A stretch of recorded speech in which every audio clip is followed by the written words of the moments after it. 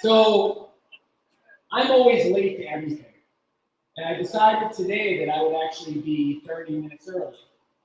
So I left my house at 9:45, expecting to be here somewhere around 10:30, and showed up approximately at 10:50. So I don't even know, it's kind of funny, like going down 93 North where I don't even think there was an accident, and it doesn't seem like this would be the time where there would be any traffic. Who here hit traffic? Yeah, some of you are probably coming from the South Shore, so that makes it a little bit easier. But I appreciate you guys making it out here today.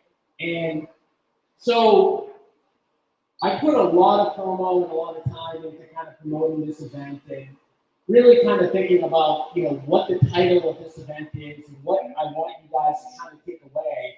And more than anything else, I was thinking about it on the way here. And I was thinking about, we've been in business for 20 years, been investing for 20 years. I've been teaching about real estate investing for about 10 years. And in the beginning phases of me teaching on real estate investing, I used to ask people, why are you here? What are you here for? What are you here to learn? And I kind of learned over the course of that 10-year period that we're all here almost for the exact same reason, right? We're all here because we're not 100% satisfied with where we're at financially. And we know at some point in our lives, we were told, we read a book, we went to a seminar, we listened to a podcast, that real estate investing was the solution, right? And we probably know somebody who's become financially independent through investing in real estate. Who here knows somebody who's become financially independent through investing in real estate? And if I ask you all the same question really about any other industry, we'd only see a couple of hands up. Like if I said, who here knows somebody that started a company and then sold the company and made millions? Like a couple hands would go up. Or how many people know somebody that, got a bunch of stock options or invested in the stock market or whatever scenario there is? So real estate investing has created more multimillionaires than any other industry. And we all know that. And for the most part, we also all know that it's really not much more complicated than buying some assets and holding them, right? Like we all know that if we buy cash flowing assets over the course of time, we're going to be worth a bunch of money and we're going to have passive income coming in. Does everybody agree with that? Like we all know that, right? But why we're all here is because we want to do it in the fastest time possible. Like, let me just give you guys an example. Let's just say the time frame was not an issue. And you said, hey, I want to get rich in real estate. I don't care how long it takes. Well, all of the trading that we do about finding off-market properties or raising capital or trying to assess deals kind of goes out the window. Because if you said to me, hey, Tom, I've got 50 years to become rich in real estate, all that you literally would need to do is go out, buy a 3-family down the street in Quincy. You wouldn't even care about what price you paid. Say it cost you $1 million. You buy that property 3, 4, 5, 6 years later, you could refinance that property, and then you could buy another one. And 3 or 4 or 5 years later, you could do the same thing. And over the course of a 50 period, you might have 10 3-families in Quincy, all paid off. And what would your net worth be at that point? Safe to say it'd probably be $10 million plus. And safe to say that probably most people here would be happy with a $10 million net worth, right? Like raise your hand if you'd be happy right now with a $10 million net worth. So what's the actual problem? Like, why don't we just do that plan? Because we know 100% that that plan will work.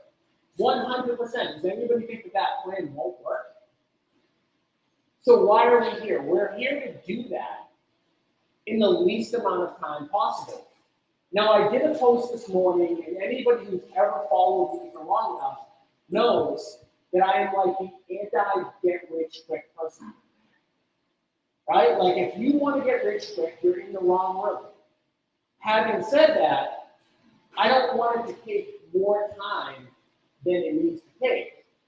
In fact, the difference between being smart about when and how you invest is the difference between becoming financially independent in a 4 to 7 year period versus a 20-year period.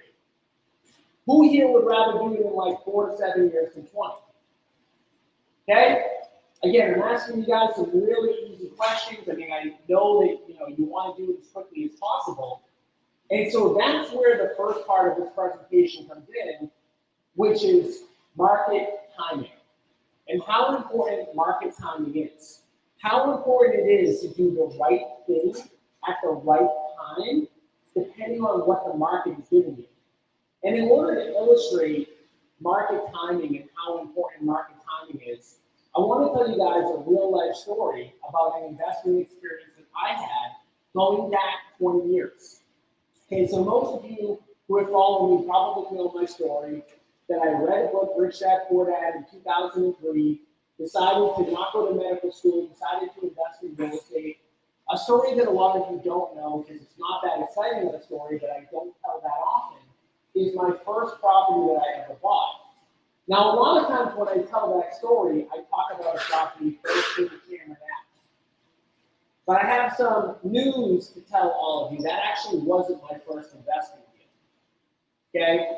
I don't talk about my first investment deal because until today I didn't really have any sort of way to tie in to tell you guys a little bit of a lesson.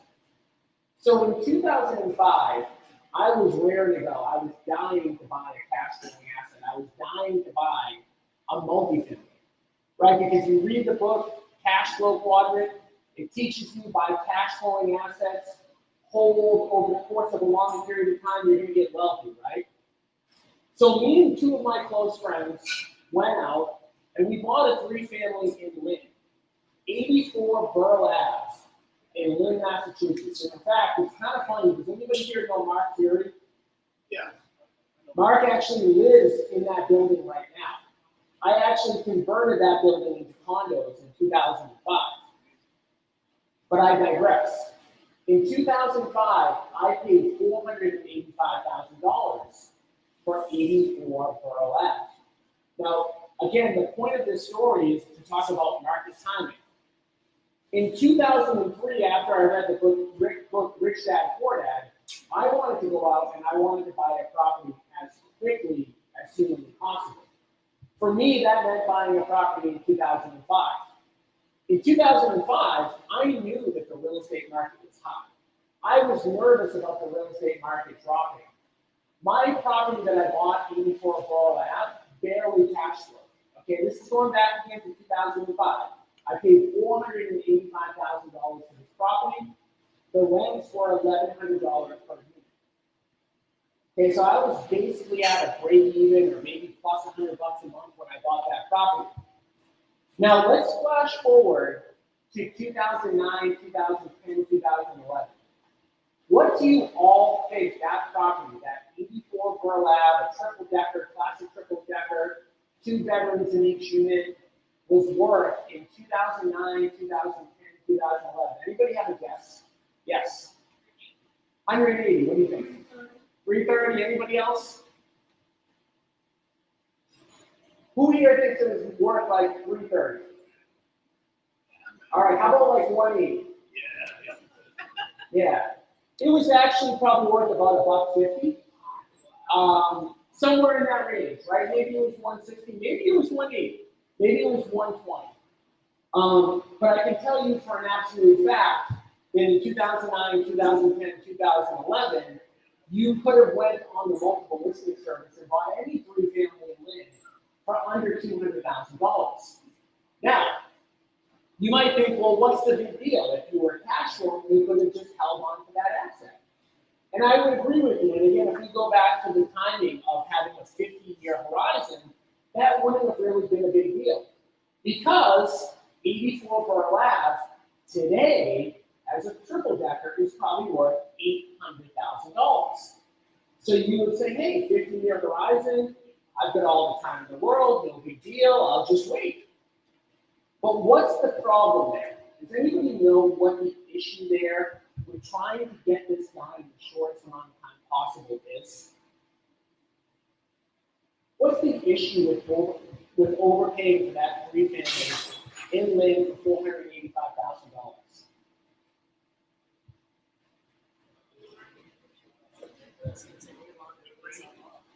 So someone said it's going to take longer to pay itself off. Absolutely. Raise your hand if you have a guess to see what the problem there is with getting this done in a short amount of time. Can't get your capital back. Can't get your capital back.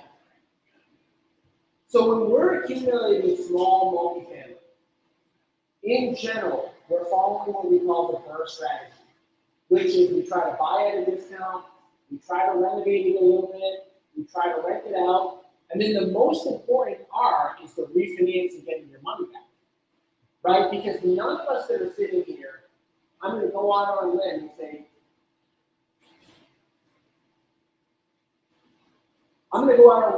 nobody here has $50 million sitting in the bank, right?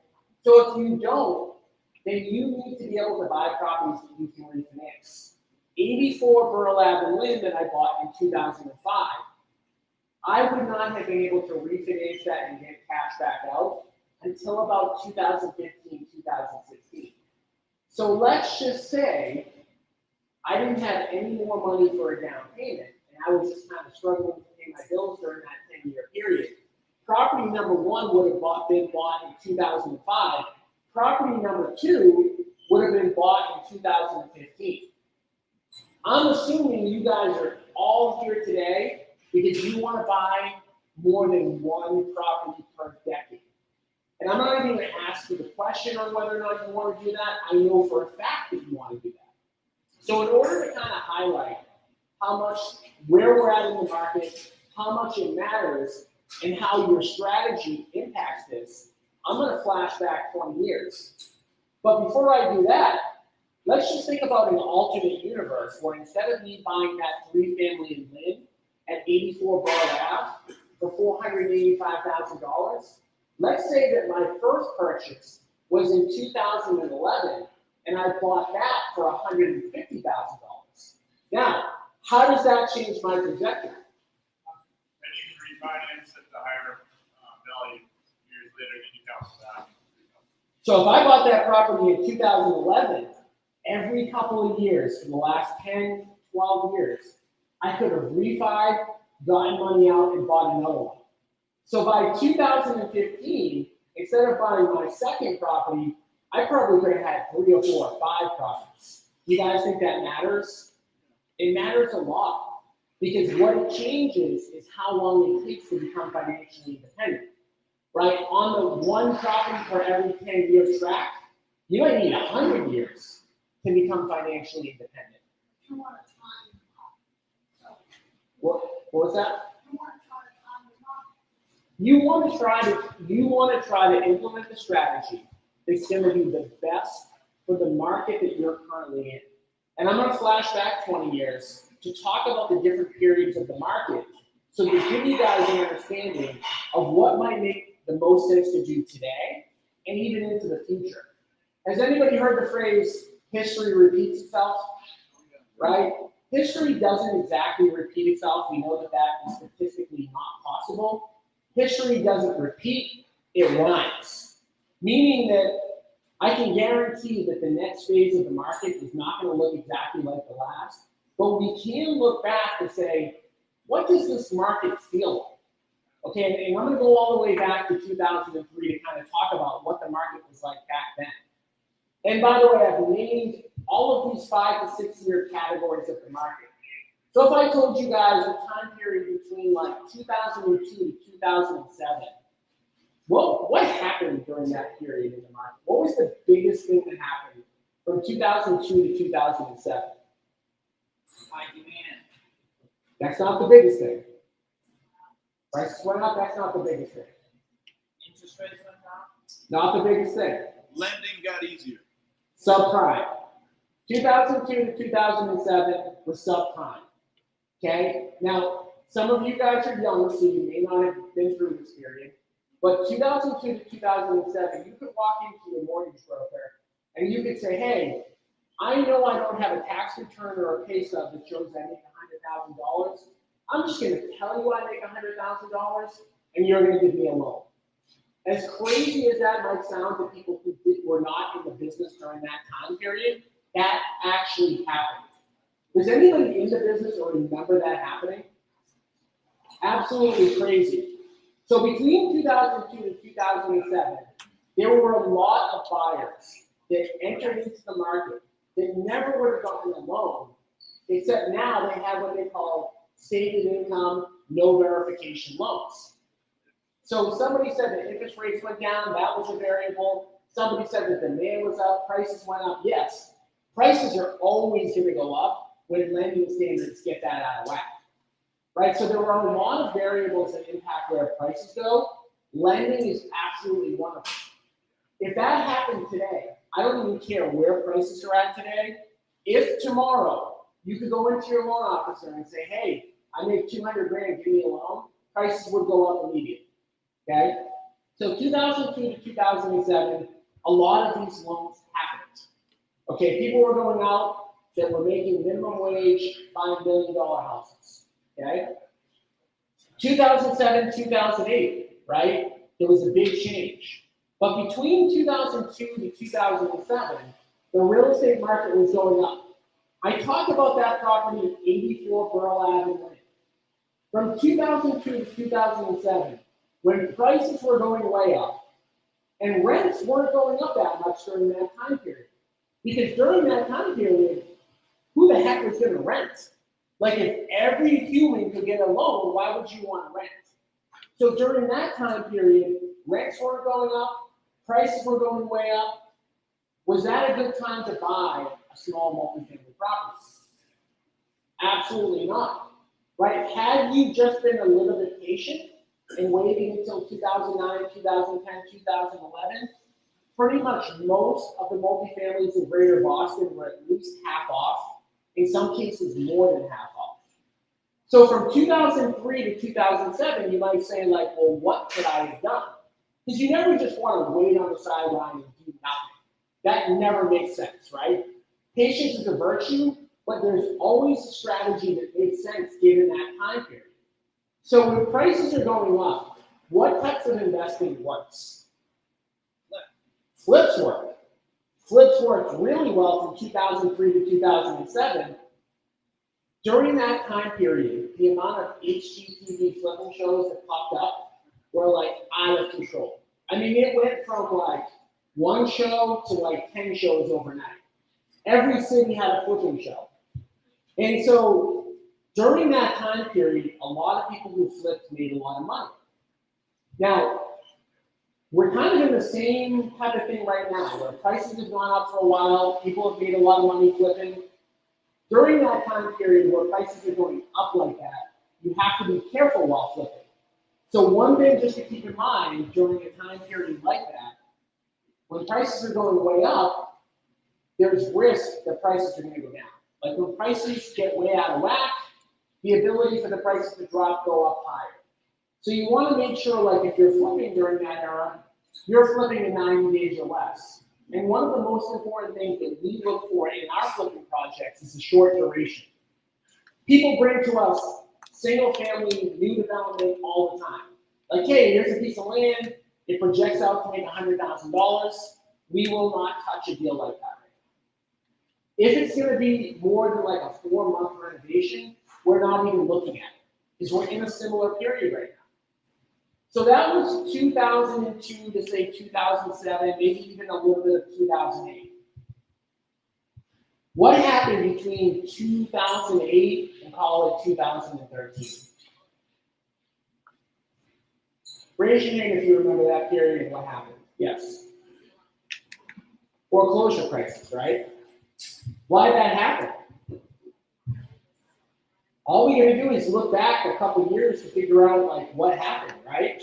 When there's a bunch of people who don't make enough money to own a home, and then they have to start paying the mortgage, they're not gonna be able to pay the mortgage. I mean, this is kind of like no-brainer, common sense type stuff. So what happened is people started defaulting on their homes. Okay, people started defaulting on their homes in 2006, 2007.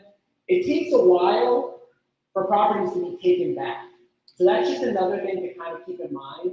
Like if you hear people talk about like a market crash right now, one of the reasons it can't happen in the next 60 to 90 days is because of the fact that even if somebody gets behind on their mortgage today, they're not going to lose their house in the next 60 to 90 days. In fact, it usually takes between 1 to 3 years for that to happen. So people started getting behind on their mortgage, and banks started taking the houses back.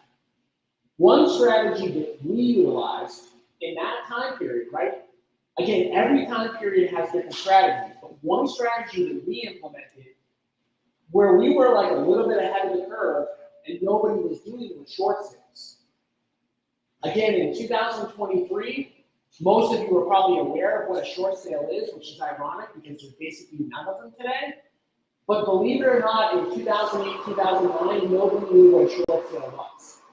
Every real estate agent that went on a listing appointment for that 3-family in 84 Borough Ave, instead of trying to short sell that property, they were trying to list that property for $500, $550. They didn't know how to get a short sale done. So at any one given point in time, from probably 2009 to 2013, I personally carried somewhere between 20 and 50 short sales. Short sales were a great way to make listing commissions. Banks were paying out 6%. They were a great way to buy houses. They were a great solution for the homeowner. In fact, during that time period, homeowners were getting anywhere from $15,000 to $35,000 relocation fees from the banks just to move out of that house. Yeah, it was a pretty wild period. And pretty much from 2008 until about 2013, you could have thrown a dart at any multifamily in the greater Boston area on the MLS and paid full market value or even overbid, and you would have looked like a genius today. So again, just like some numbers to throw out, like if you went on the multiple listing service in 2010 and looked in a city like Lynn, you would have seen multifamily selling for $150, Dorchester $150, South Boston $300. I mean, I could give you the prices all up and down anywhere in greater Boston. It wouldn't have mattered. So again, getting back to like why timing is important, okay? You could have gotten a 20% discount on 84 Borough Ave in Lynn in 2005, and it still would have been a bad buy and hold property. You could have got a 30% discount, and it still would have been a bad buy and hold property. You could have paid fair market value in 2009, 2010, 2011, 2012, and guess what? You could have just shown up at an auction, went on HUDHomestore.com, went on the MLS, any property you would have bought, you would have done very well on. And again, getting back to like, why is this so important? It's so important because in order to accumulate enough wealth, enough passive income, in order for you to live the life that you want, you can't just own one multifamily. You need 5 or 10 or 15 of them. And if you're starting with a capital base that's under $3, $4, $5, $6 million, you need to be able to leverage these properties. What was your name? What was that? All right. Like Eric mentioned, you absolutely have to buy, renovate, rent, refinance, and repeat over and over again. It's really hard to do that when you pay too much and the prices are going down. In order to do this in the fastest way possible, you need to buy when the prices are lower and continue to buy as prices are going up. Does that make sense? Okay. So again, while most people would say there was nothing special about the real estate market in 2013 that would call for a market shift, right? Does anybody think that there was like a market shift that happened in 2013, 2014? Like prices were still going up, but yet at the same time there was a huge shift that happened. Does anybody know what happened in like around 2012, 2013, 2014 that was so different from the past 5 or 6 years? Interest rates were low. Interest rates were low, but they were kind of low the whole time. There was a much bigger shift when it comes to investing. that was different from the prior 5 or 6 years? Any guesses? My name was tighter. Yeah, maybe a little tighter. All the short sales and foreclosures went away. They were all gone. And they almost happened overnight. If you were to look in the MLS in 2011, I don't know the actual statistical number, but I'm going to guess a third of all properties that were on the MLS were short sales foreclosures auctions. Fast forward to 2013, and it was a very fractional amount. So during that time period, you also had to shift what you were doing. And I'm calling 2013 to 2019 basically the off-market period. Now, I know that if you follow me at all, you've heard me refer to the MLS as the multiple losing service, because for investors right now, finding a deal on the MLS is not a good idea. However, I just talked about the time period from, call it 2008 to 2013, that you should have been buying properties on the MLS. In 2013, short sales, foreclosures, auctions, they all went away. Now, in order for you to flip or to buy and hold and get great deals, you needed to go off market. So most of you have heard my trainings about how to find off market deals, how to get face-to-face with sellers. All of that started in 2013, 2014, when you could no longer go on the MLS and get a great deal. I also want to talk about like risk. Risk is a very important variable when it comes to investing. And Warren Buffett has a quote, and I'm going to screw it up, but it basically says the most important thing about investing is that not that you make money, but that you don't lose money. So I want to talk about risk for a second. From 2009 to 2013, if you're going to buy a 3-family in Lynn for $150,000, and the rents are $1,200 a month, what is the risk? Is the risk high or low that you're going to not cash flow? Very low, right? Like Jim talks about this all the time. Jim used to buy 3 families in Lynn. You needed 1 rent to cover the entire mortgage, right? 1 rent. That's crazy. That's no risk. Like, I'm not worried if I own an asset and I have 3 units that 1 has to pay me. Oh, I'm feeling pretty good. I'm feeling really good. Flash forward to 2013, you now needed like 2 rents, or maybe like 1.5 rents. The only way in 2013, 14, 15, 16 that you could buy a property and have only 1 rent cover was if you got it at a discount off market. So that's what we did. And I've been promoting since 2013, going on 10 years, buying deals off market. When we first started going off market, mailing, pay-per-click, all of the other stuff that we do, and I used to tell people what we used to spend $5,000, $10,000 a month on off-market marketing. In 2012, 2013, people would say you're absolutely crazy. Now, I'm looking around the room, I know multiple people in this room that are spending that type of money or more to get off-market deals. So between 2013 and call it like 2019, whether you were going to flip or buy and hold, in order for it to work really well, you had to go off market.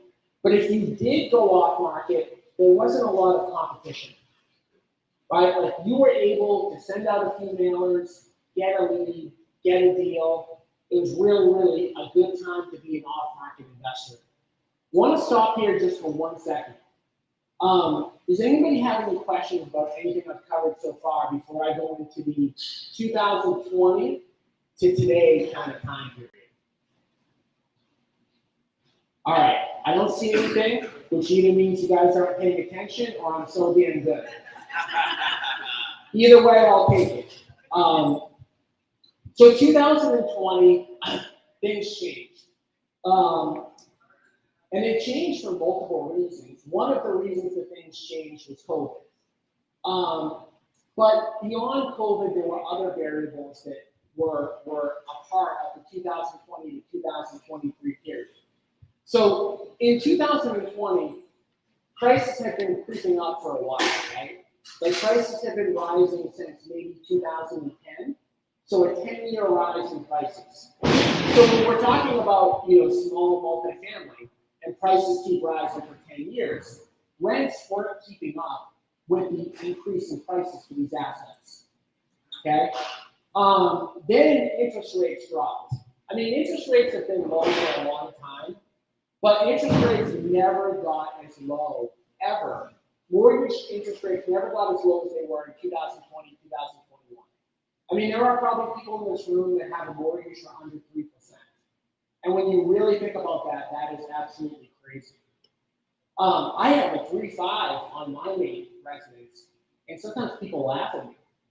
They're like, oh, you have a 3.5. I get a 2.7. And it was just crazy, right? So what did that do? That pushed prices up too. But more than anything else, 2020 to 2023 period was all about no inventory. So that had a dramatic impact on small multifamily real estate. What was the dramatic impact that it had? No inventory having on small multifamily real estate. Push prices up. But why? It drove prices up, but why? They're looking for a place to put their account. They'll stay, we're paying full interest, and yield money they're looking for a yield somewhere. So let me ask you guys this. Most of you are agents. When you're out looking at a 3-family in Quincy or Braintree or Brockton or Dorchester, and there's a 3-family for sale, do you think it's more likely that like an FHA first-time home buyer is going to buy it, or an investor that's going to cash flow? An investor cash flow. You guys think an investor is going to cash flow? I gotta say, I totally disagree with that. I think that in most cases, the people that are pushing these prices up are people that are either going to house hack, or they're just living in the house because they can't afford to even buy a single anymore. So when there's a 3-family in Lynn for $150,000 and a single family in Lynn for $200,000, what do most people like to live in? 3 families or single families? Okay, all day long, you're going to pick a single over a multi-family.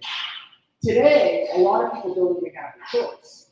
All I'm qualified for is to buy a 3-family. So back in 2009, 2010, you weren't really competing with people who wanted to live in a 3-family because they could just buy the single family they wanted and afford it. There was tons of inventory. Now there's none. So regardless of the reasons, and there were a lot of other people that named other variables to this, today, if you buy a 3-family in Brockton and you want a cash flow, out of those 3 units, how many do you have to collect in order to even think about cash flow? You need all 3.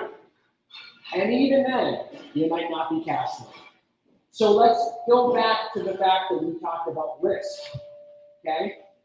Is that like a super safe thing that you need all 3 rents? Or do you feel like totally comfortable because tenants are always going to pay you every single month? Very high risk, extremely high risk.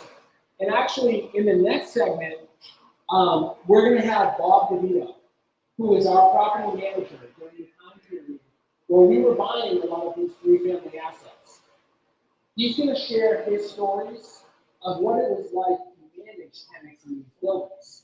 Now, I know some of you out here are already investors, and so some of the stuff may be stuff that you've already experienced.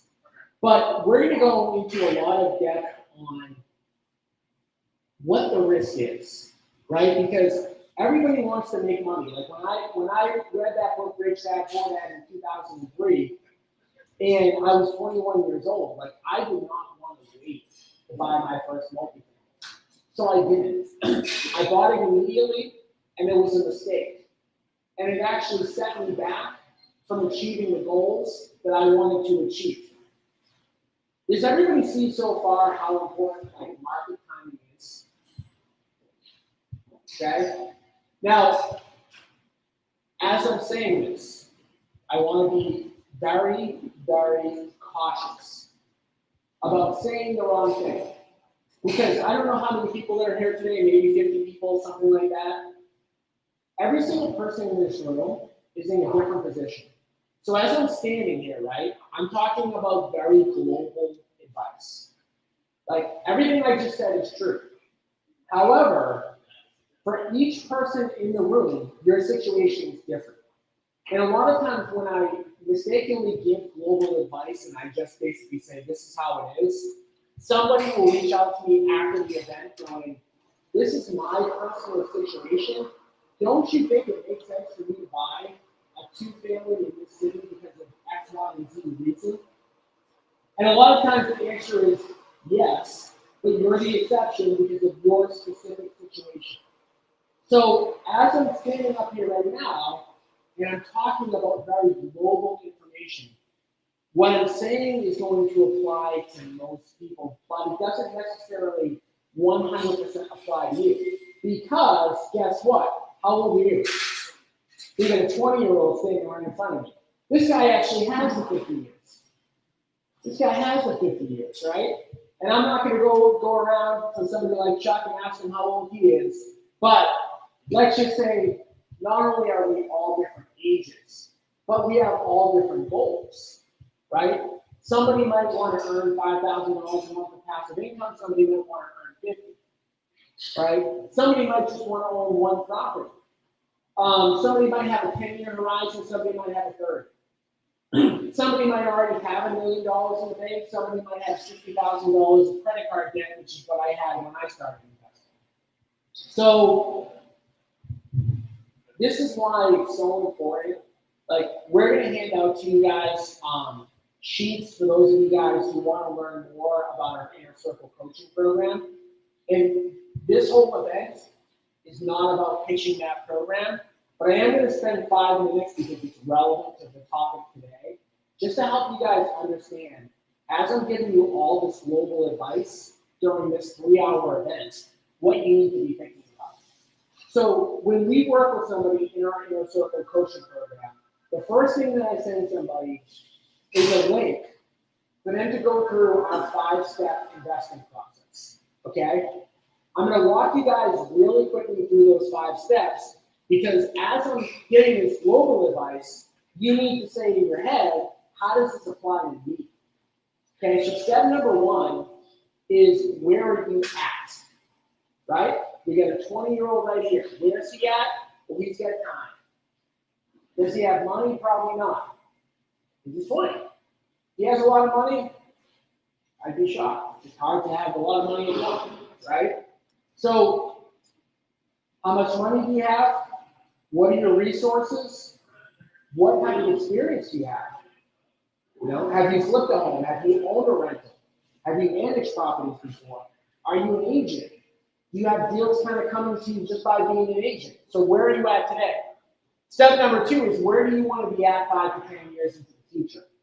So we have a worksheet that we give people that will go through your life and what are your expenses going to be. So when I say, like, where do you want to be 5 to 10 years into the future, I don't mean doing a stupid ass vision board and cutting out a Corvette and like a bunch of like vacation properties and doing like a 5th grade project that you're hanging up on your wall. That's the dumbest thing I've ever seen. I mean literally writing down, like, this is what I need for money. This is how much I need in childcare. This is how much my mortgage is going to be. This is how much the college tuition is going to be. So that instead of having like a vision board that you're going to look at once and never look at again, you go, I need $22,500 per month to have the life that I want. Right? So that's step number 2. Step number 3 is to pick your investing vehicle. Today we're talking about market timing. So market timing influences the investing vehicle that you're going to choose.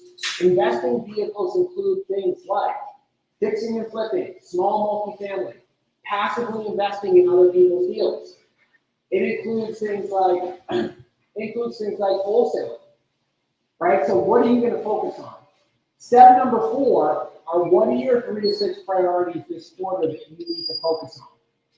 Every single person in this room, that's going to look different. Okay? And step number 5 is, what is your weekly scorecard? Your weekly scorecard tells you the exact things that you need to do each and every week to hit your 5 to 10 year goal. So you need to be able to break it down as micro as possible and look at that every single week. So The main benefits of being in our inner circle coaching program, beyond just getting help with that, are number one, 24/7, 365 access to me. So why that's so important is because you guys can come to the seminar, you guys can listen to my podcast, you can read my emails, you can watch a YouTube video, but how does it apply to you? And that's what it's for, right? 24/7, 365. Anybody who's ever reached out to me knows I'm available 7 days a week. I'm here to help you with your individual situation. The second benefit of being in our coaching program is that we will partner with you on off-market fix and flips, which means if you come across a deal tomorrow that's a fix and flip deal that has a $50,000 profit, but you have no money and you have no construction expertise, we will put up the money, we will do the construction, we will do a profit share split with you. I'm looking around the room right now. I literally see 2 people in the last 2 weeks that we partnered on deals with. 2 people that are in the inner circle right now. Average profit for a fix and flip is $60,000 in our market, which means that if you partner with us, you're going to make somewhere between 20 and 40 grand on average. We did partner with a team, and I will say their names because I'd be happy for you guys to verify this. Team WB, Patrick Willie Bungalow, Stephanie Willie Bungalow, they brought us a single family in Andover last year. It was their friend's mom who passed away. Long story short, they did not want to list their property traditionally. We made them an offer, they accepted it. We ended up getting $150,000 over asking. Long story short, it was a $300,000 profit that we split 50-50 with them. Okay? So that's number 2. And why am I telling you this? You're all agents. You're all going to come across deals. Some of you don't have construction expertise, some of you don't have money. So by being in the inner circle, each and every year, most agents will come across like one deal like this. Right? By accident, you're not going to come up with 10 deals, but you might come up with 1 deal per year that you can partner with us. The third thing that you get is a monthly coaching call. Okay? So that's a live call. It's the first Thursday of every month at 11 a.m. You jump on the call, help you with whatever you need. The fourth thing that you get is access to all of our systems. So everything that we have is documented. You also get access to our team. Jim Cook, who's in the back, who's our head of construction. If there's a fix and flip deal that we're going to partner with you on, he's going to be the one going out, scoping the house, coming up with the budget, right? If you have an off-market appointment where somebody might want to sell to an investor, I'm going to have somebody from my sales team go on that appointment with you, okay? And there's a bunch of other benefits about being in the inner circle, but the biggest thing to understand, it's a shortcut to achieving your financial freedom. So we talked about in the very, very beginning, like nobody here wants to wait 50 years, okay? But we said that every single person in this room knows how to become financially independent if we have a 50-year time period. By working with us, I can't say exactly how many years we're going to shave off, but we're going to shave off some of those years, okay? There's 3 ways to become an inner circle member. 2 of which are basically free and 1 is paid. The first way to become an inner circle member is just to join our brokerage. For a lot of agents, that makes a lot of sense. Chris Martin, where are you at? Where did Chris go? All right, so Chris is in the back there. So if you have any interest in thinking about joining the inner circle by joining our brokerage, Chris Martin is our team leader. He's available to have any discussions with you guys that you want. I think Chris is even doing like a promo today, right? Yeah.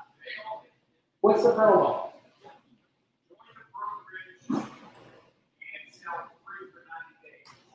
All right, so I'm only going to spend like 1 more minute on this, and we're going to go right back to the content.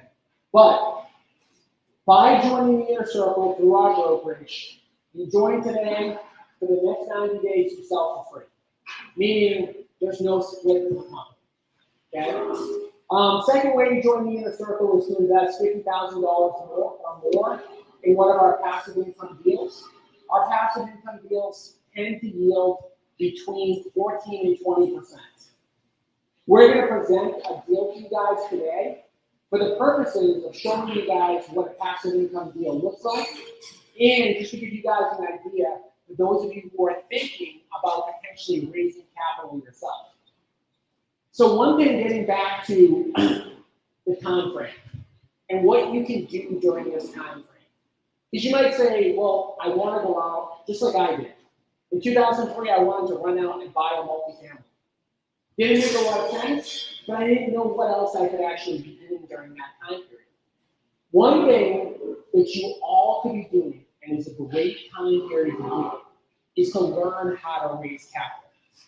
Okay? If you learn how to raise capital, you can get yourself into basically any deal. Whether you want to be in an apartment deal, it really doesn't matter what type of deal. If you have the ability to raise anywhere from $1 to $5 million, which for some of you is going to seem like a lot right now, but I can trust me when I tell you it's doable. You get yourself into any deal. Why is right now, potentially, for some people, the right time to learn how to start raising capital? Based on the economy today. Less risk to use other people's money than your own money. Okay, but why today though?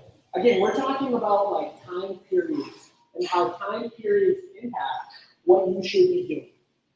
Do people have money in the bank today? Like, is there more money out there today than there was in 2009, 2010? Yes.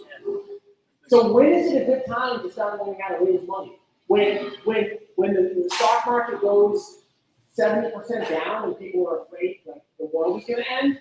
Or is it a good time when inflation is super high, people need to get return on their money, people just got a bunch of PPP, people just got checks in the mail? Like, now is the right time. People have money today. So, and I could go off on so many of these tangents, but again, now might be a good time for some of you, depending on your situation, to learn how to raise capital. Okay? And the last way to get into our inner circle coaching program, if you don't want to be an agent at our company and you don't want to invest $50,000, it's just to pay a flat $15,000 fee. The coaching program that I just illustrated and talked about in like 5 seconds, I used to charge $60,000 for this program. There's a lot of reasons why I greatly reduced the price. The long story short of it is, it benefits us as a company and you as individuals for this to be easier for you to get into. So with that being said, we're going to talk more about how to get into the inner circle as time goes on. But I want to switch gears now, and I want to talk about actually managing these small multifamilies, as this is a huge component of financial freedom. Now, who here owns multifamily? All right, so like a fraction of the room, right? So the rest of you, can I safely assume that the rest of you want to own cash flowing assets? Yeah. All right, and if you don't own cash flowing assets yet, is it safe to assume that one of the biggest kind of anxieties about it is managing tenants, right?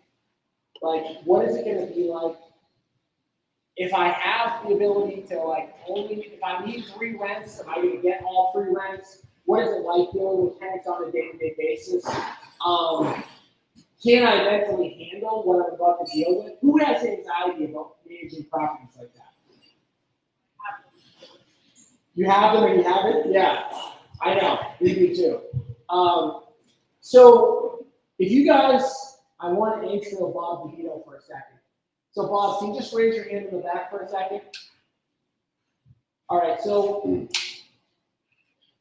I just want to say, Bob is definitely, I don't know, if it was like a movie, he would be rated R, maybe a little bit worse than R. Oh. NC7, whatever these ratings are nowadays. So for those of you who like work with me a lot, you guys know like I love to send messages. Like I hate talking on the phone, but I love to send voice messages. And I send voice messages to Bob all the time. And I have 4 kids. My daughter's 10 years old. And so, I always forget that, like, kids are paying attention, right? Like, I always think that they're just ignoring what I'm doing. And I'm sitting in my car one day and I'm listening to Bob's message back to me. And I get done listening to it, and my 10-year-old daughter looks at me and she goes, 7. And I'm like, 7? She goes, oh yeah, when that guy Bob sends you a message, I count how many times he swears during the message. So, if anybody has a high tendency to be offended, this would probably be the time to probably make an exit. So, Bob has been in business for a while. I mean, I said 20 years. Bob's been in business definitely for longer than we have. Bob's done it all, really. He's been the top producing agent.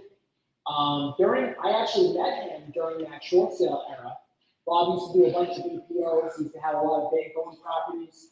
And Bob, probably 10 plus years ago at this point, started a property management business. And Bob started managing a lot of our properties. And so when we were going out there from 2009, 2010, all the way up to about 2016, buying all of these cash flowing assets, we would hand them over to Bob. And so I'm going to bring Bob up in kind of like an interview style, and I'm going to actually open it up to Q&A too as well.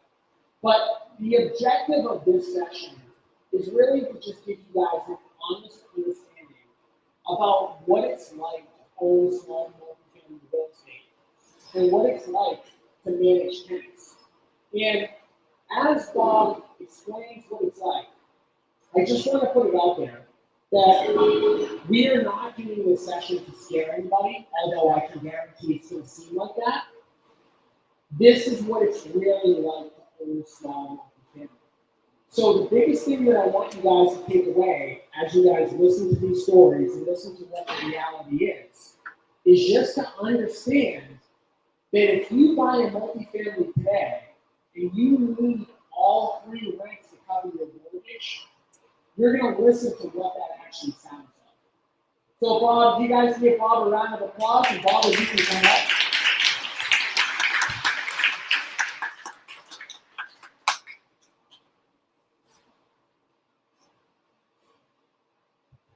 All right, so I guess we're going to just have to kind of share the mic. But so I introed you. Can you just kind of give your background and talk a little bit about like how you got involved with rentals, what you were doing before you met us, and I guess over the course of that almost 10-year period, what you did while working with us on the rentals.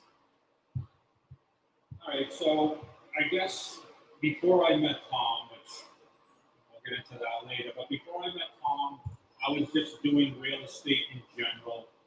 Never loved traditional real estate, traditional buyers, sellers, like the distressed area much, much better. So before I met Tom, I simply focused on that. I got into real estate, I don't even know, 25 years, I don't even know, but a long time. And Has anybody seen his headshot? That's at least 25 years. yeah, that's a long time ago. I'm much better looking now. But, so originally, I started working with traditional buyers and sellers. Hated it. Hated the emotion. There's emotion in every type of real estate, property management, everything. No matter what, you're dealing with people who are either paying you rent, buying a house, selling a house, so there's emotion. The emotion for traditional people is a different emotion that, as a guy especially, I am not good at. Don't like watching people cry. Don't care about their 30 years in the house. That stuff doesn't affect me. But I get why it does affect them. So as an agent, I had to pretend and sit there and act like I cared about it, and I really didn't. So it was affecting my life because that's not who I am. So I got away from that, and at the time, I think I was with Paul Banker, which at that point was very, and it's still corporate, but very corporate. So I started getting into short sales, bank-owned properties, which they did not approve of. But I was selling so many of them that they had to approve it because I was making them a lot of money. So I did that, which I figured out within 6 months was what I should be doing. Dealing with people who are distressed, people who are just have a shitload of problems that truthfully they created. But I could get through that. I could relate to that in some way, maybe because of how I grew up, but it was just my calling. So I started getting into that, made a shitload of contacts with the banks. I was getting a lot of properties. Short sales started to hit in what, 06 maybe? Yeah. At that point, 6, 7. in which I started to shift my business towards that area because that was a lot more money as an agent to do a short sale as opposed to the banks who at that point started cutting their commission, started, bringing in management companies. And when we first started them, it was easy because we were doing everything. The clean outs, we could make money on everything. Not we, but me, could make money on every aspect of the transaction. So once they cut commission, went from 3, 2.5 to 2, and then a management company came in, and they actually you have to give them a fee for referring the property to you. So it wasn't worth it. So short sales were where I went as a what I would consider an agent still at the time. So as I've said before, that's kind of where I got into property management because I had so many properties and I was selling them to people like Tom who, no offense, but didn't know shit about the people in the property. He just looked at the asset and said, oh, look at this. I'm going to buy this house. I'm going to rent it. I'm going to do what I'm going to do. I'm going to make money every month, and then I'm going to retire in fucking whatever, 10 years or whatever. Everyone's different. But that was never reality for anybody. Everybody I was selling. So at that point, I had pretty much switched my whole business to strictly investors. If you weren't an investor, I just wasn't going to even deal with you. So I was getting multis, I was getting short sales for flips, and I would just call my group of people, say, I got this property coming out in 2 to 3 weeks. Anyone interested? And at the time, I think we talked about this before, on the rental side of it, the cap rate was 10 minimum. And if people were like, that's only a 9, I don't want nothing to do with it. I'm like, still a good deal, but at the time, investors were strictly on that only. So when I got good deals, people would I'd have 6, 7, 8 of my, what I would consider friends who wanted to bid on the property. And then as far as the flipping, that was just, everybody wanted that because it was just a good business at the time.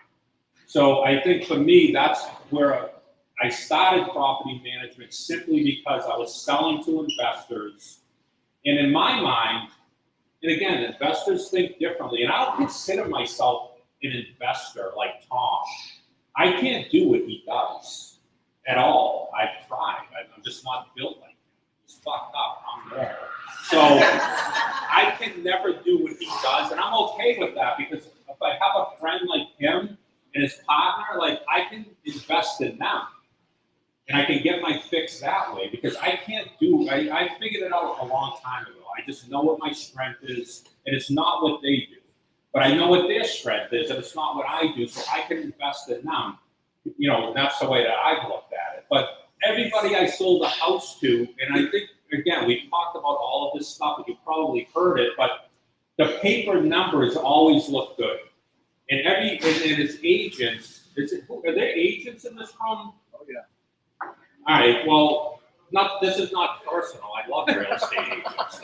But when real estate agents are dealing with investors, they are not only, but a lot of it is like they need to get a seal, right? Because they need to, this is their client who's most likely, God willing, going to buy 5, 10 properties in their lifetime. They're going to use this agent.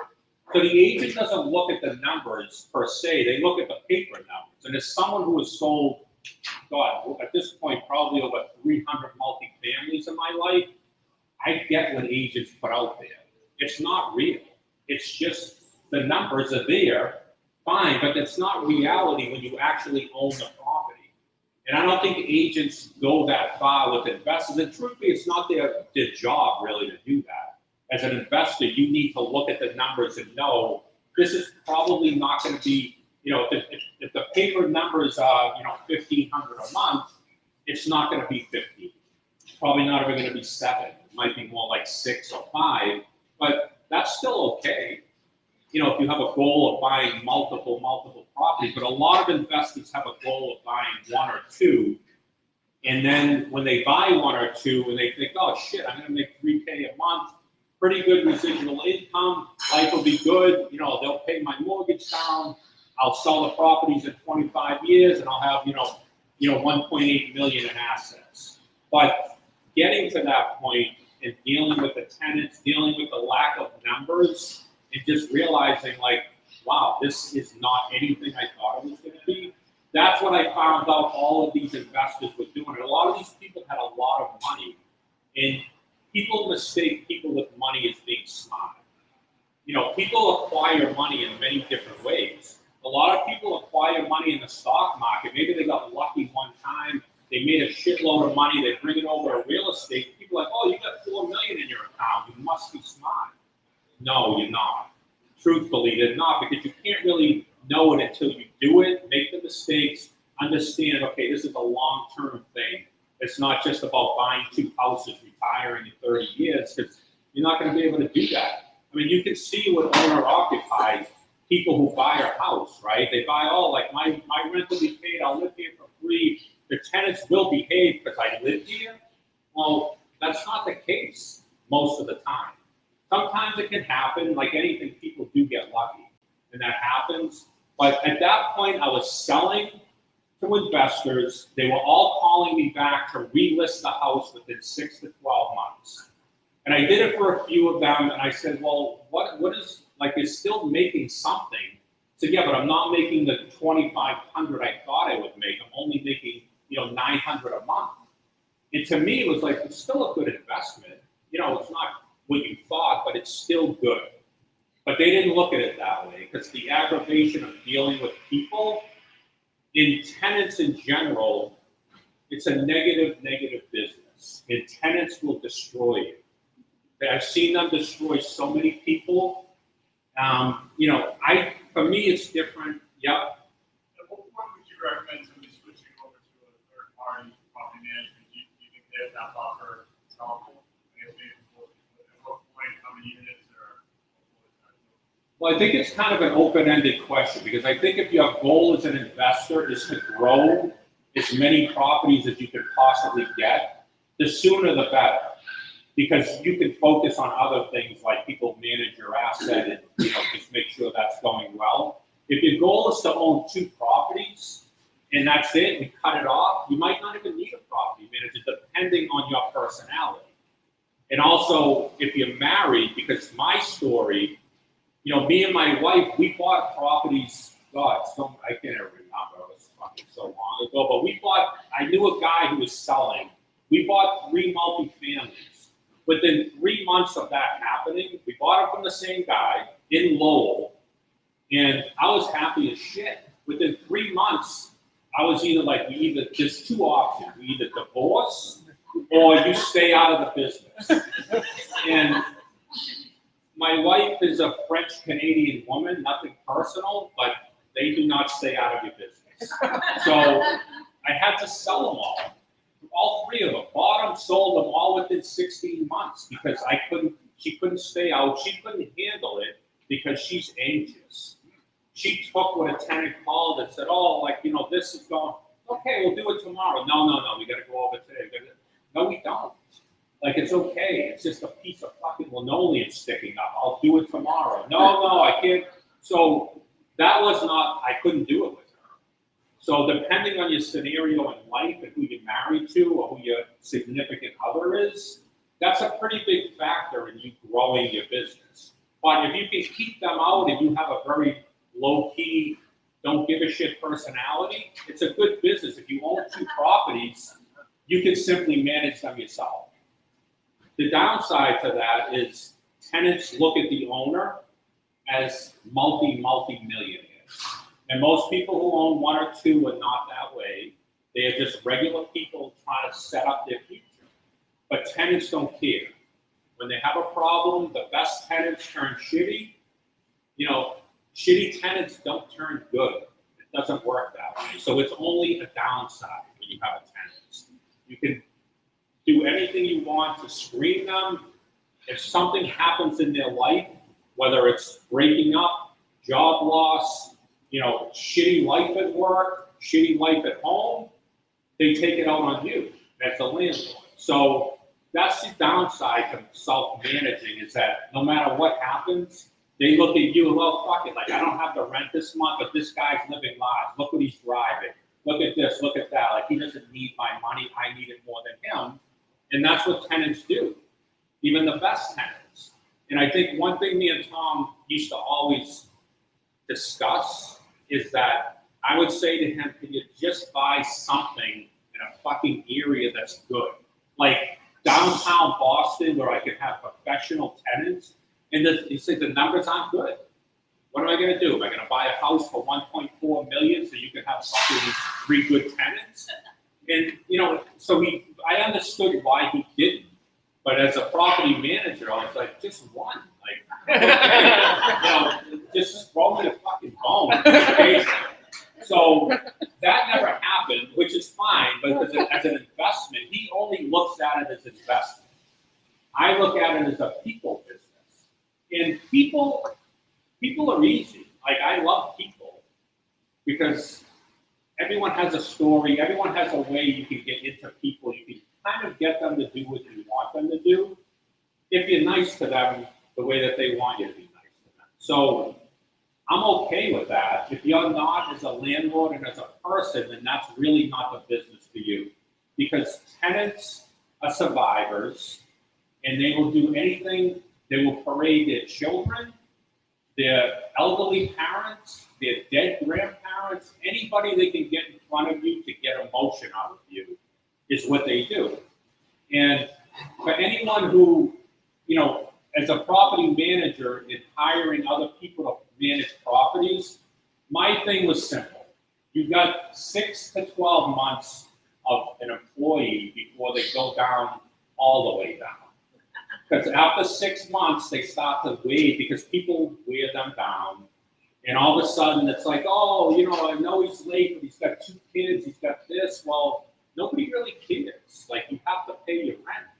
But of course, there's human emotion, and people are good people, so they don't want to hurt other people. So that whole side of it, to your point, it's like, depends on who you are as a person.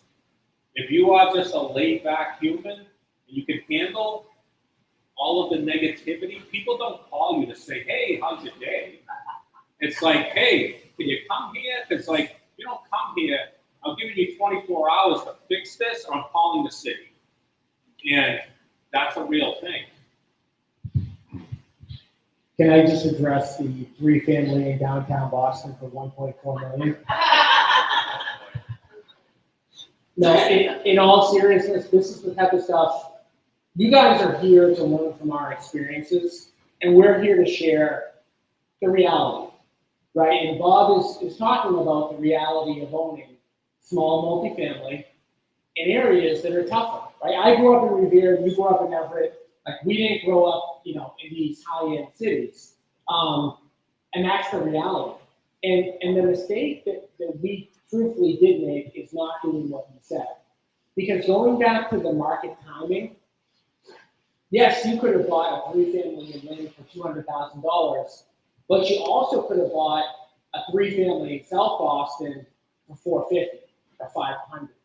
And yes, the numbers on paper looked a little bit worse, but again, what Bob's talking about, the reality is different. When you look at the air quotations, you know, cap rates on the worst cities, you're going to get the most amount of money per month. But that doesn't mean that that's actually what's happening in reality. When the lower cap rate areas, it's more reality. And the next segment, we're going to talk about apartments and why we sold all of these assets and transitioned to owning new construction apartments in nicer areas. But that's one mistake that I made.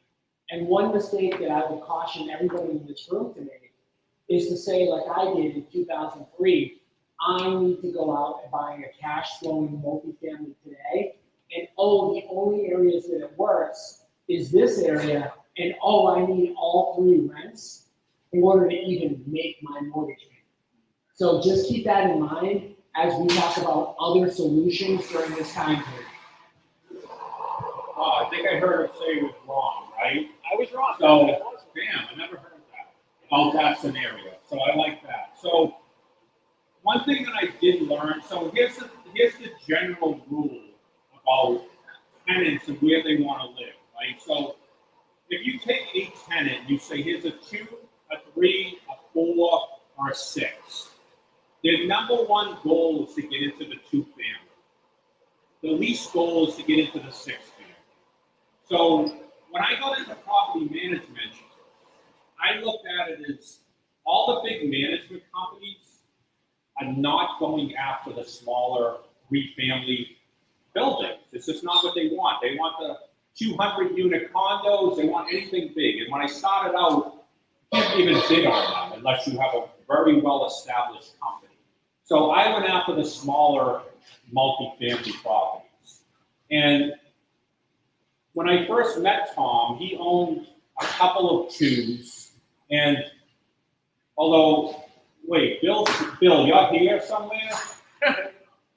So he owned one they owned one in Salem. I was going to say they have the best tenants, but actually one of the worst tenants we ever had was in the 2-family that they purchased with the tenant in it. And she was a fucking horror show. But, but one thing I always just assumed was like, okay, like people want to live in the smaller ones, but they're not good investments. They're good for owner occupied to help you mortgage, but they're not good investments. So Tom and Bill bought a 6-family in Lowell, and that house, he bought it with 2 vacancies and 4 tenants. So the day that they closed on it, so what would happen is he would close a property, send me an email, oh, we got this property, and I would go to the property.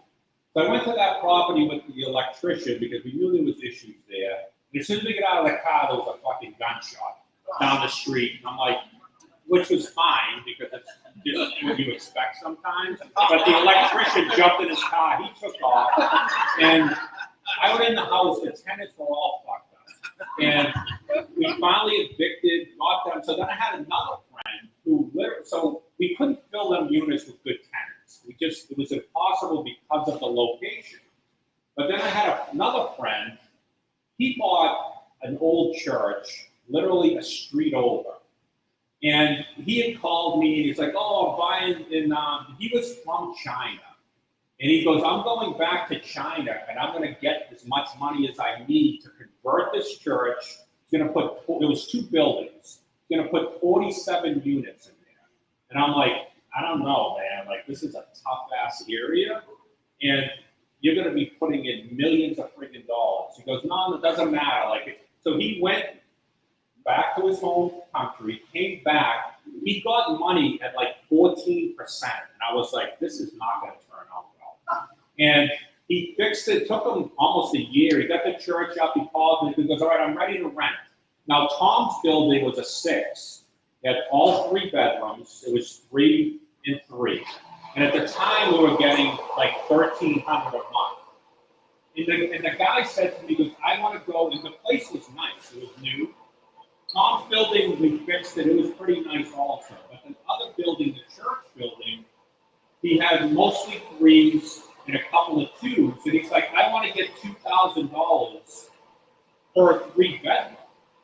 And I was like, his name was Kay. And I was like, Kay, you were never going to get that kind of money in this location. But what I found out is he did. Because people were more inclined to move into the bigger building that was nicer, had better security, and they knew we were going to get better tenants. And that was kind of the point where I was like, it does really matter. Because I always assumed if we knocked his building down and put 20 units there, it wouldn't have mattered. The location, we always hear real estate, location, right? Who the fuck wants to live on that street? It was a shitty street, but for the bigger building, new landscaping and had, parking with lights. Everybody wanted to live there. We filled them up in like 2 months. And I was like, and he still owns them buildings today. But that was for me when I realized like that is the biggest difference. Once you get over 6, and I think probably over 20 to be honest with you, because we owned another building, or you owned another building in Lowell actually on Appleton Street. And those units were a little smaller. And when I went to that building, I was ready to sever ties with you.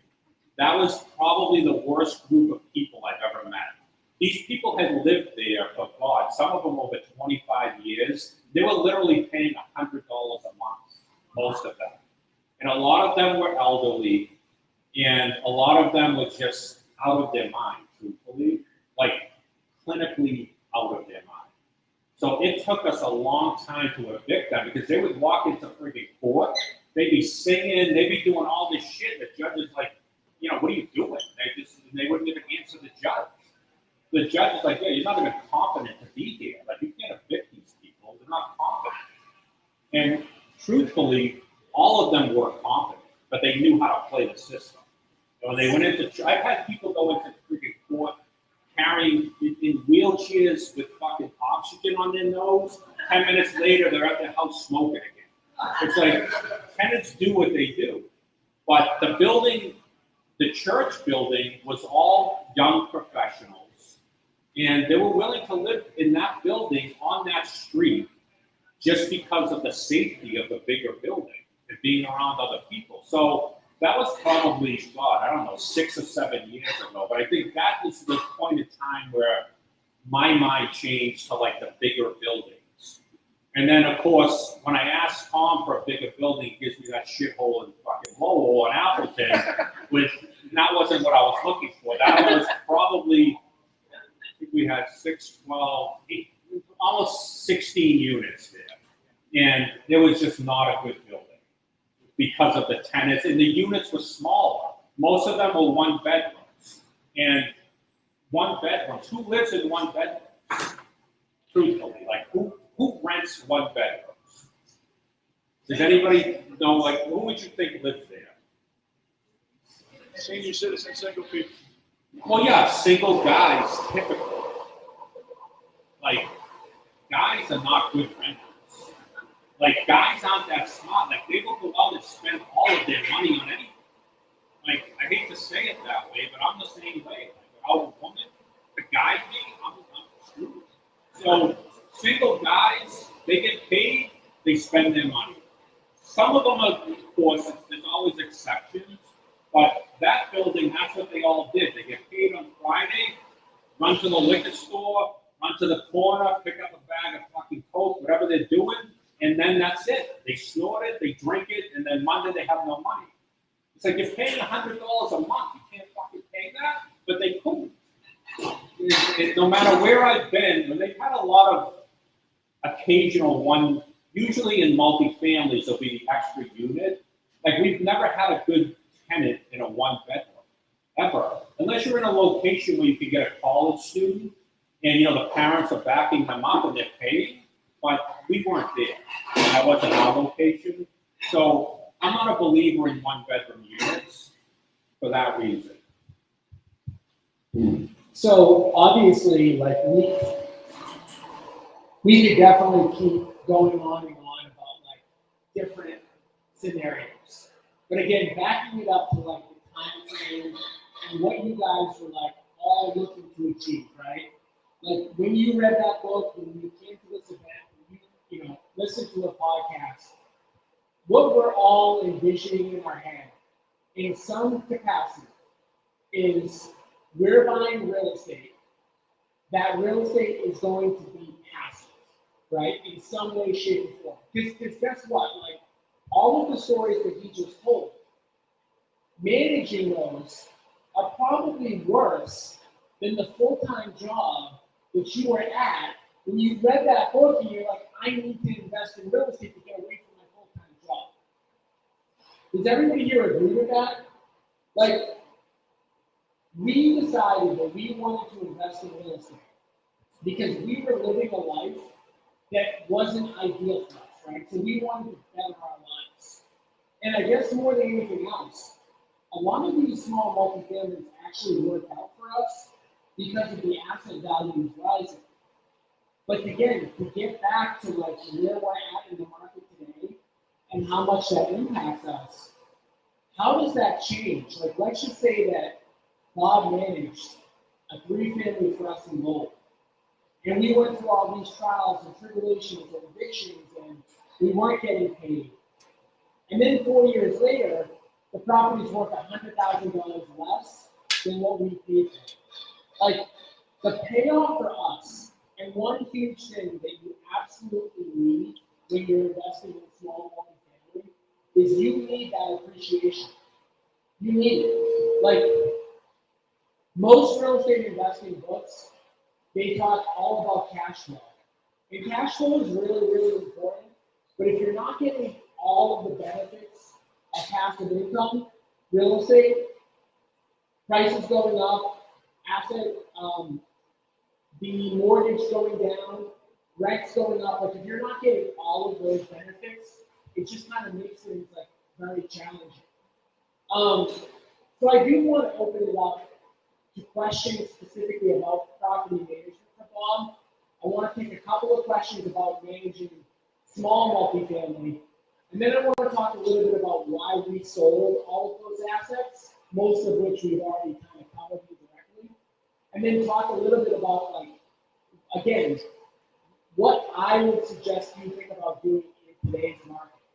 So does anybody have any specific questions about managing small multifamily?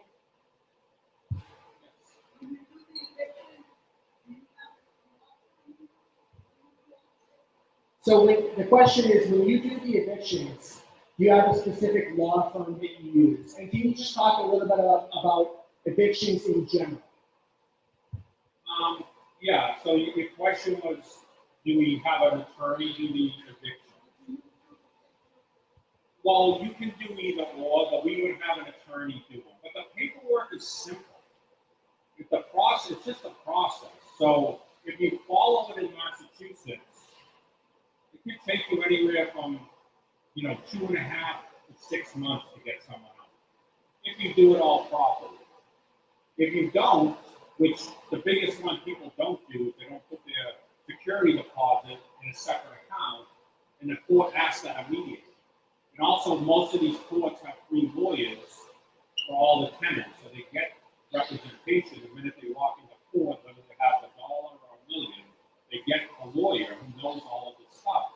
So we do use an attorney for that reason, but it's really just about negotiating. Very rarely the judges are just going to say, hey, you haven't paid your rent, you're out.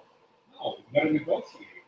Still negotiating with someone who's literally screwing you, who's not paying you, but you have to negotiate. It's the only way to get them out.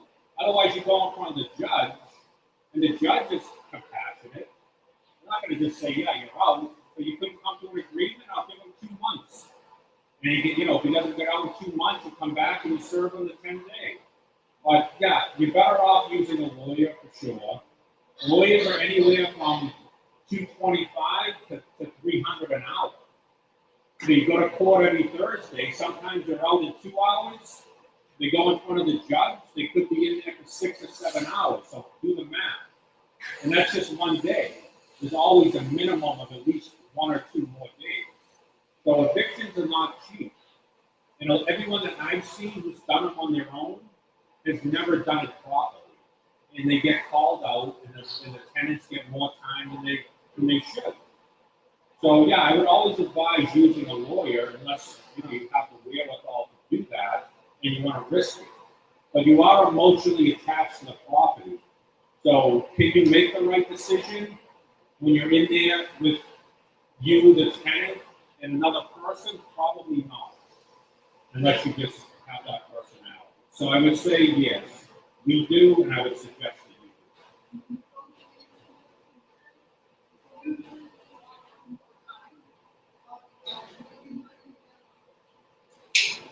So I can't hear the shit, just so you know, but I heard money to get them out at the end. Yeah, so, the old cash the keys scenario has been around since, God, 2000. Does it work? It can, but why would they do it when they can get an extra, 4 to 6 months? So if they're paying you $1,500 a month, and they're gonna get 6,000 of free rent, you gotta offer them 10. Otherwise, why would they go? Most landlords don't have 10K to toss at a friggin' someone who's not paying them. They already paid them. So, does it work? Yes. But very, very rarely, to be honest with you, have I seen a tenant sign it and actually execute it. And say, because the reality is that you're evicting people who are paying you less than fair market rent. So they have to go find a place that's actually going to accept them and they can actually pay the rent. It's not feasible. Nobody can afford rent anymore. So, if they're not on and truthfully, I think the most people we evicted was people who are on programs, who only had to pay $200 to $300 a month while their program paid the rest of it, but they still couldn't pay it. So, yeah, I would say, an attorney is always the right way to go.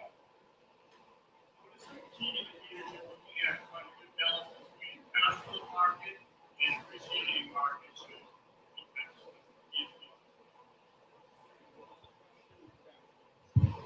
So the question was, what are the key indicators that you're looking for to determine like whether you're looking at more of like a cash flow market or an appreciating market? I have to say I totally disagree with the premise of that question.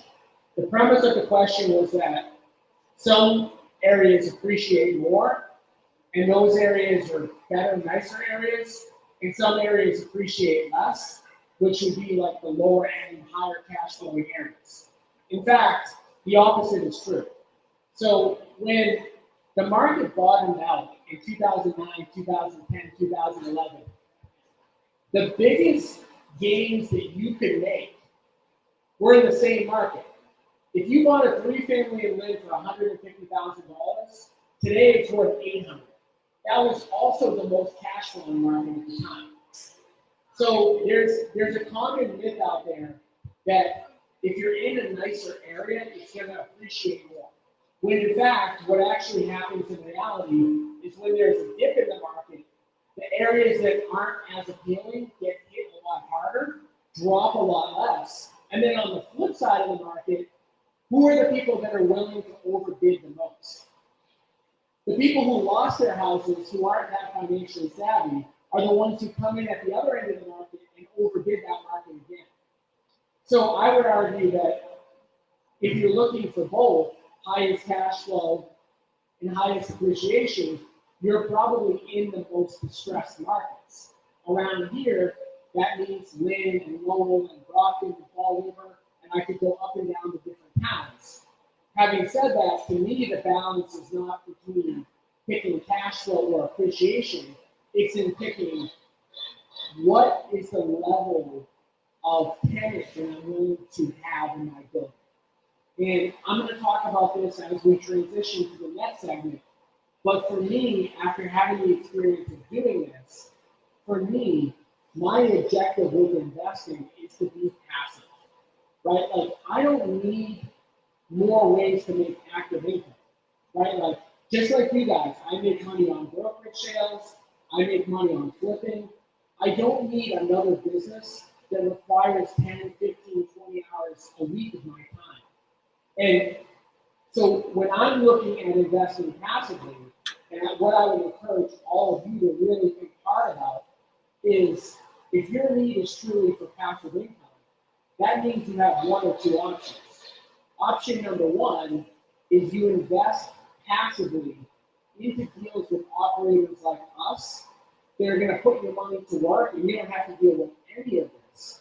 Or you kind of have to go in the direction that we went, which is to have newer buildings, high quality areas, so that the people that you're renting to are going to be professional tenants, that you're not going to have, the problem of actually having to deal with issues 24/7, 365. All right, I'll take one more before we transition over again, and probably give you guys like a 10-minute break. Yeah.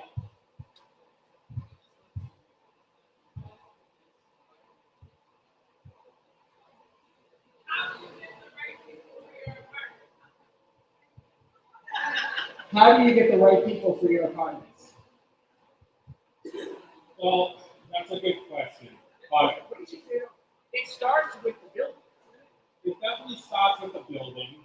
I mean, and again, you know, this in 2 minutes, I can screen anyone. Their background, their story, their criminal, their everything I want, I can get from them. And obviously, that's the start, right? But people in general, if you meet them as people and you're good with people, you can kind of tell what kind of people they are. You know, if they're walking around with their wife and the kids, and the guy's a miserable fuck and he's yelling at his family, like, do you want them in your building? Probably not, right? Like, that's probably the biggest thing to test people. Because again, the best people, and everyone thinks, oh, he's got a great credit score and they don't want to ruin it. But if he loses his job, is he going to not pay his credit card or is he not going to pay you? Like, he wants to keep his credit. So all you can do is screen them for whatever your criteria is. And everyone's different. Some people don't care about credit score. Some people do. Some people are, oh, well, yeah, you know, he was in jail for 7 years. So, like, I'm a firm believer in giving people second chances. Would you? I don't know. Would I? No. But that's everyone's individual choice. So, depending on the location and the building, some locations are just not going to get the right, perfect people. So, you take the best of the worst, I guess. But there's really no dynamic way to do it because everybody does the same thing. And everyone's capable of finding out everything about you in literally 2 minutes with your social security. So just to kind of like echo what Bob said, because I think it's so important. If you think about like everybody who's in this room, right? Like you guys are here because you want to better yourselves, you want to better your life. And if you think about this is just such a logical, common sense thing, but it's something that goes overlooked. At least it's something that I overlooked when I first started doing this. You can have all of the screening mechanisms in the world, good credit, job, etc. But when you put a building out there that's a 6 unit, that's 100 years old, that's in a crime-ridden area, like who are the people that are going to be applying? Just think about that. It's such a simple thing to think about. And again, this is the difference between, this is why I named this, the truth about small multifamily real estate. And this is why like being connected to us is so valuable. And I hear people like me, like I'm a very book smart person, maybe not as much a street smart person. Like I'll reading a book like all of the rules when it comes to screening tenants.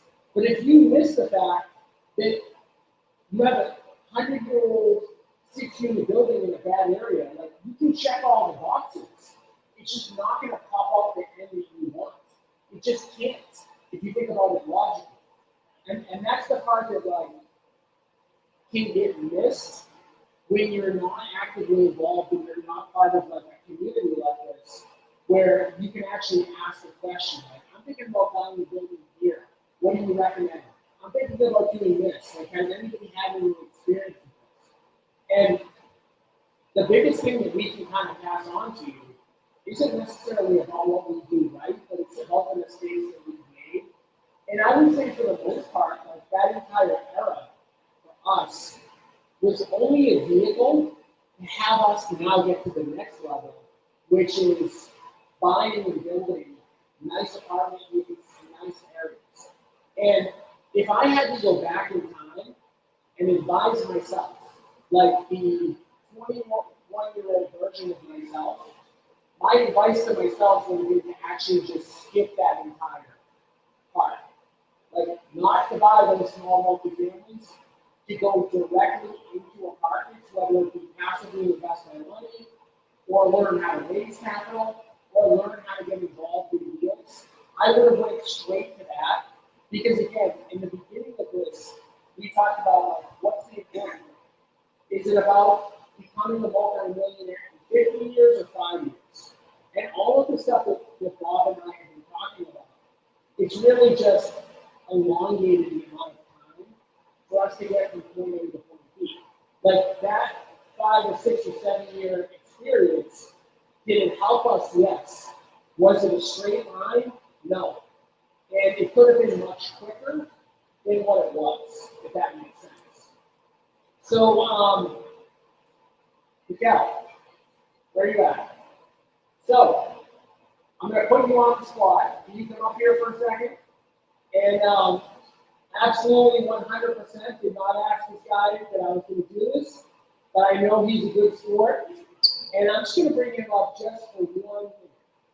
Because me and him are going to be partnering on a deal, a 2-family in Avon, right? Massachusetts, that he came across. He's an agent, he's in the inner circle.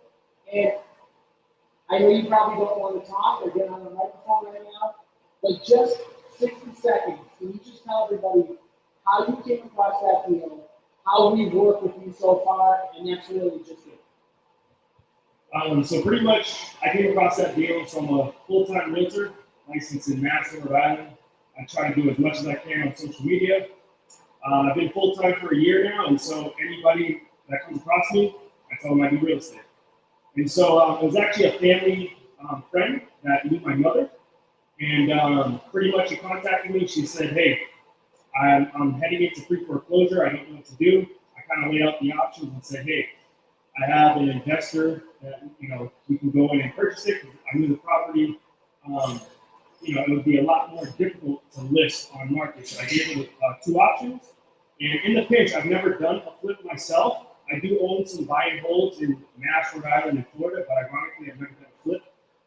And so in the pinch, I didn't know what to do. So I contacted Tom and said, "Hey, I got this potential deal." We looked at the numbers, and then that's when we pretty much got together and were able to help her get out of that situation. And she may still qualify under her husband to purchase. So I'm actually trying to help them buy a property, and we're also trying to help them get out of the one that was heading into pre-foreclosure. So yeah, thank you for doing that. So, really simple, like why is this a win-win-win? And again, this is all part of like people who end up joining the inner circle. We will partner with people on deals. So first of all, like why is this a win for us? It's a 2-family in Avon. We're getting for a pretty good price.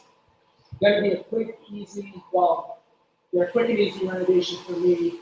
If we brought Jim up here, he'd probably tell you how hard this renovation is going to be. But from my perspective, it's a really simple and easy renovation in a nice area with, I think, a calculated $60,000 profit.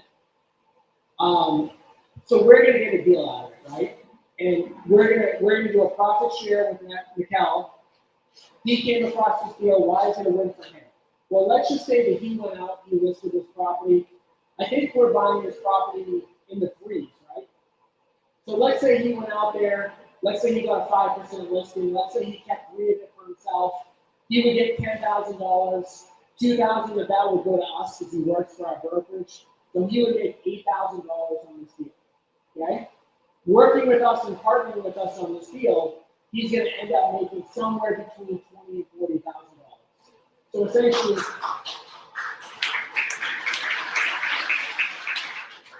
Jim, I think that was for you. So Jim's going to renovate the house. So it's a win for him, but then also it's a win for his client. So what he kind of alluded to, every investor situation is different. Why people sell to investors, there's a million different reasons. It's ironic because most of the time that people sell to us, it's not because they're about to lose their home. That's kind of the most common example that people think about. Like an investor comes in, saves them from foreclosure. Usually it's not that way. In this example, it is. So what could happen if he actually went to go list that house? Now, maybe he would have been able to sell it before the auction happened, maybe not. We don't know, right? But for us to come in, we're able to come in. I mean, we want to get this thing closed as soon as possible. I don't know what the closing date is at this point. I know it's very, very soon.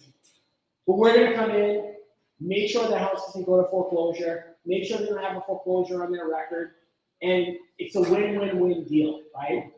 So again, we're going to hand out inner circle sign-up sheets that for people that are interested in learning more about the inner circle. So again, there's 3 ways to join. We just highlighted one of the main examples of how agents can come across opportunities. Now, again, just keep in mind, he was not out actively looking for an investor deal. Like, you guys are agents, you guys are taking listings. Who here has come across a flip opportunity in the last like 2 or 3 years where you're like, oh, that looks like it would be a good deal? Right? Like, most majority of this room will come across a good fix and flip opportunity. Now, of course, if you're in the inner circle, you don't have to partner with us. I mean, that's just an option. But why does partnering with us make sense? There's really 3 reasons why it makes a lot of sense. The first reason is that you don't have to put any of your own capital at risk. Okay?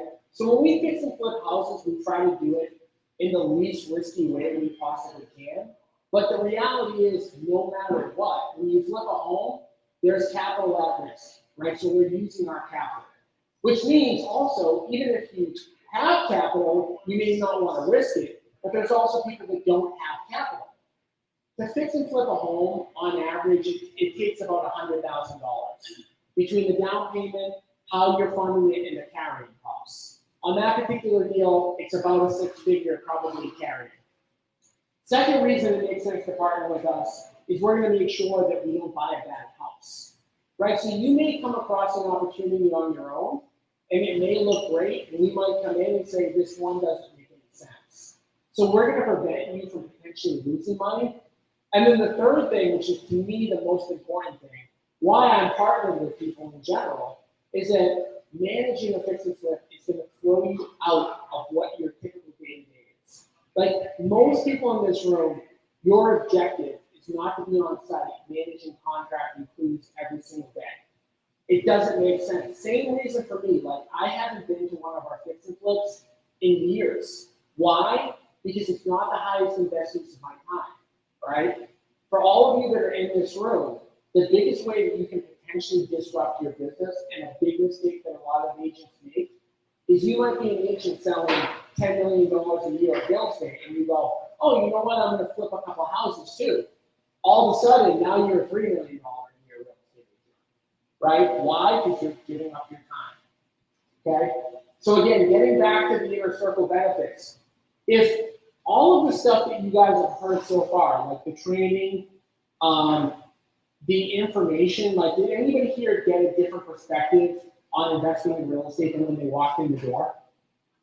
Right? So, and I don't want to sound arrogant, but I'm being factual. Like, we might have prevented half of this room from losing a lot of money. Okay? You're the average of the 5 people you spend the most amount of time with. You really want to think about that. You don't want to do this stuff on your own. Being in the inner circle is the easiest way to have us be a board of advisors for you. So again, what you're getting, if you're in the inner circle, 24/7, 365 access to me. Like Raquel said, he reached out. We were at that property within probably a day or 2, right? So you guys have access to me. You have the ability to partner with us. You have the ability to attend our once-a-month coaching session. You have the ability to come to all of our events for free. At our quarterly events, we do a VIP dinner. You get access to all of our tools. We'll go on appointments with you, and we will help you with whatever investment goal you have, whether that's raising capital, whether that's determining, what investment vehicle you should be picking, etc. So we're going to hand out the sheets. For those of you who are interested in learning more, we just ask you to put your name, your phone number, and there's a couple other simple questions about how you might want to enter into the inner circle. If you do fill out that form, that does not obligate you in any way to join the inner circle. All that's going to do is create another conversation. The next conversation that we have with you is going to be about helping you, right? So if anybody here has ever been on one of my inner circle calls to learn more about the inner circle, I talked for about 5 minutes about the benefits of joining the inner circle. The other hour is basically about strategy. So it gives you access to a free strategy session on how to help grow your real estate investing business. So again, those forms, does anybody not have one, like any set of people? not have those forums, just raise your hand if you don't have them. Want to make sure everybody got the opportunity to get one. And again, for you guys that are here that are not interested in learning more, that's totally okay. Like, we're going to continue this event. I hope you guys get a ton of value out of today. The next section that we're going to discuss, we're going to give you guys like a 10-minute break. The next section, we talked about the different time periods, right? We went all the way back 20 years ago to talk about what worked during different time periods.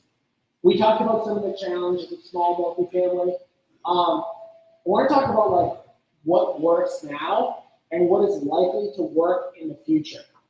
And I talked a little bit about maybe potentially for some of you it might make sense to learn how to raise capital. We're going to share with you how we raise capital. We're going to share with you passive investing opportunities.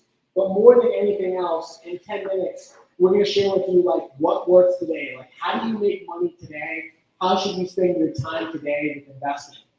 So it is 12:54. We're going to come back at 1:05. We're going to go till 2 o'clock. Then we're going to have food. We're going to have drinks. Jim's probably going to get drunk. We're probably going to have to throw him out of here. But yeah, if you guys need 10 minutes, take 10 minutes, and then we'll be back in 10.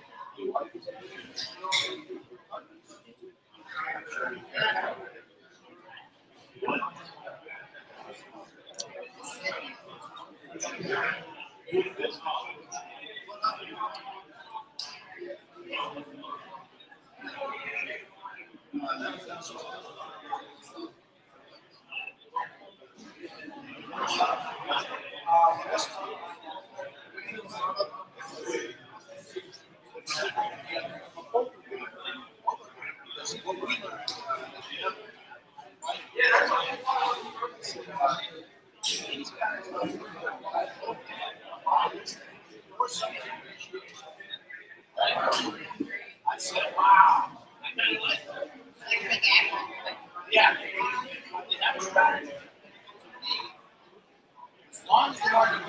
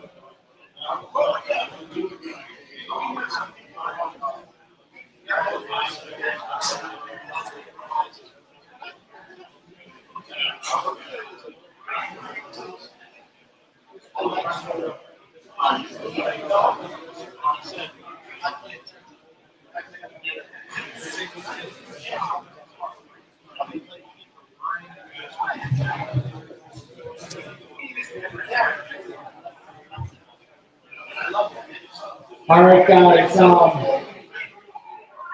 10 minutes going by really, really fast.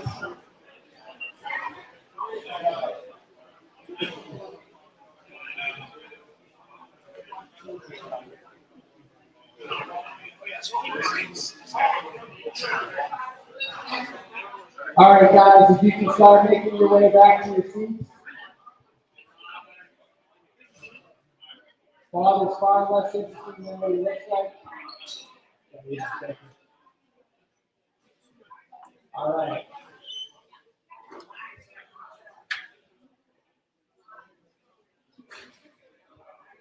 All right, guys. Well, I appreciate you all getting back on time. We're probably even like a minute early. So we've covered a lot so far, but probably the next 5 minutes are going to be the most important 5 minutes of the entire event.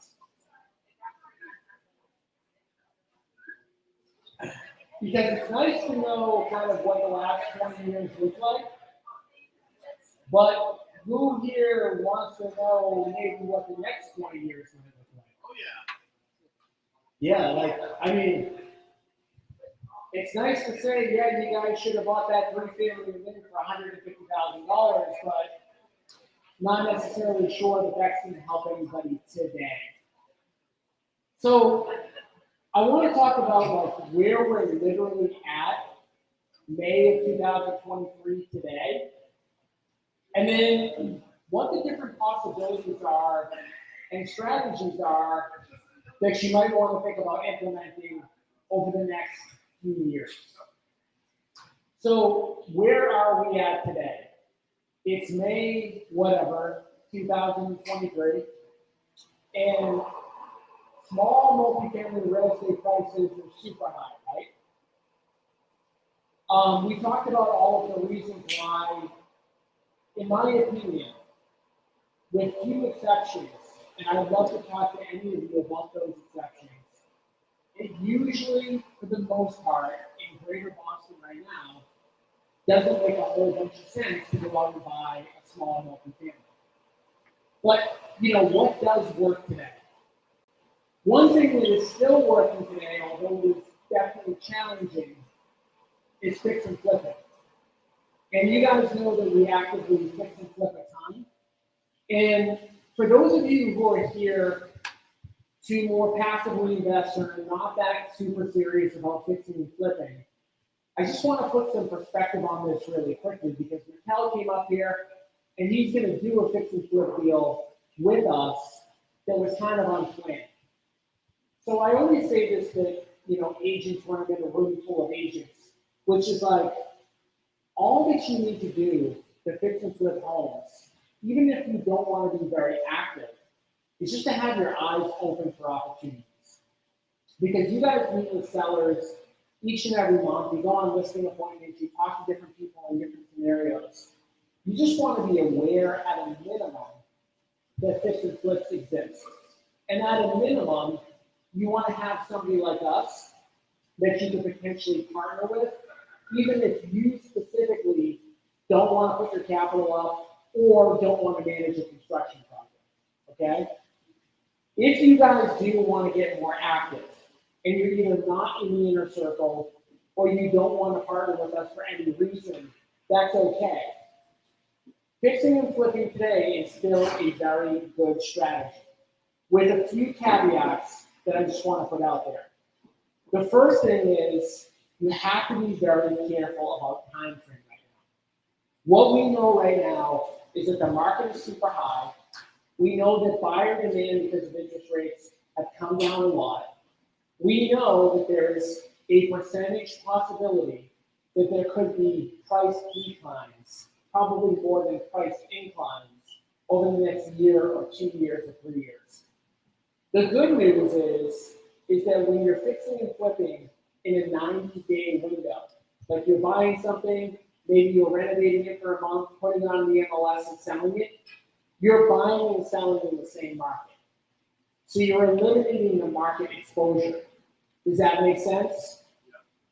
You want to, if you're flipping, either partner with somebody like us or do really quick turn flips.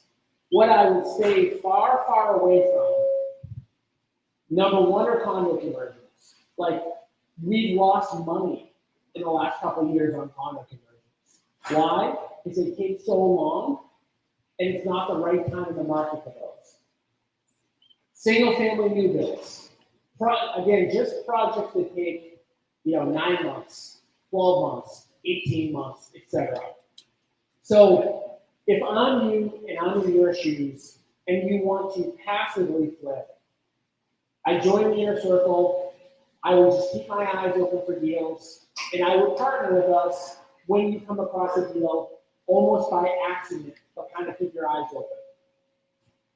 If you want to get more active, you want to come up with a strategy to find off-market deals. And we teach and train on that all the time. That would be another probably 90-minute presentation that I can't go into right now. We've got a lot of resources on the podcast about how to find off-market opportunities, which you guys can download. But I guess more than anything else, fixing and flipping quick turn is still a good strategy today. We've completely shifted our business, and what we feel is the best strategy for today is apartment investing. Now, when Bob was up here, Bob's a funny guy. He told a lot of funny stories. They're funny stories to listen to when you're not owning the building. They're not that funny when you're the one actually owning the building. So the question I get asked a lot of times, when people are in your shoes, and they say, yeah, I want to earn passive income, but if you're telling me that small multifamily isn't a great asset class today, well, how could I get into apartments? How could I do any sort of investing like that? So I'm going to give you guys some strategies and some kind of things to think about, and then we're going to talk about a specific deal, an apartment deal that we have right now that we're looking for passive investors for.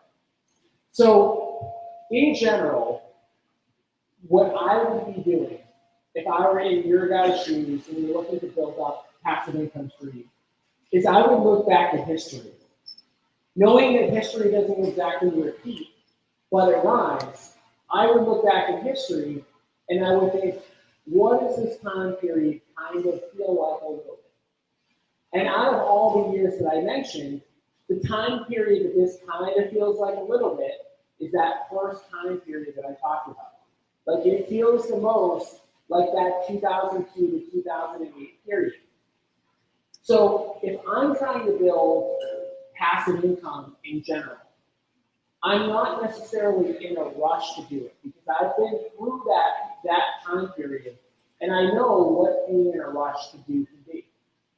So most people are going to fit into kind of like one or two buckets.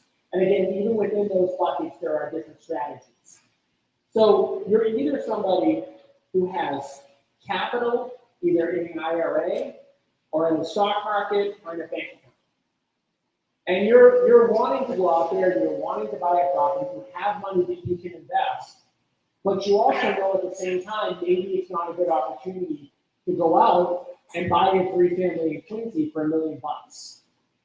So one option that we're giving people, and we're going to talk about the specific deal in a minute, is we're giving people the ability to park their money with us in our deals and earn a 10, 12, 14, 16, 20% rate of return during the time period with which you might want to be a little bit more conservative.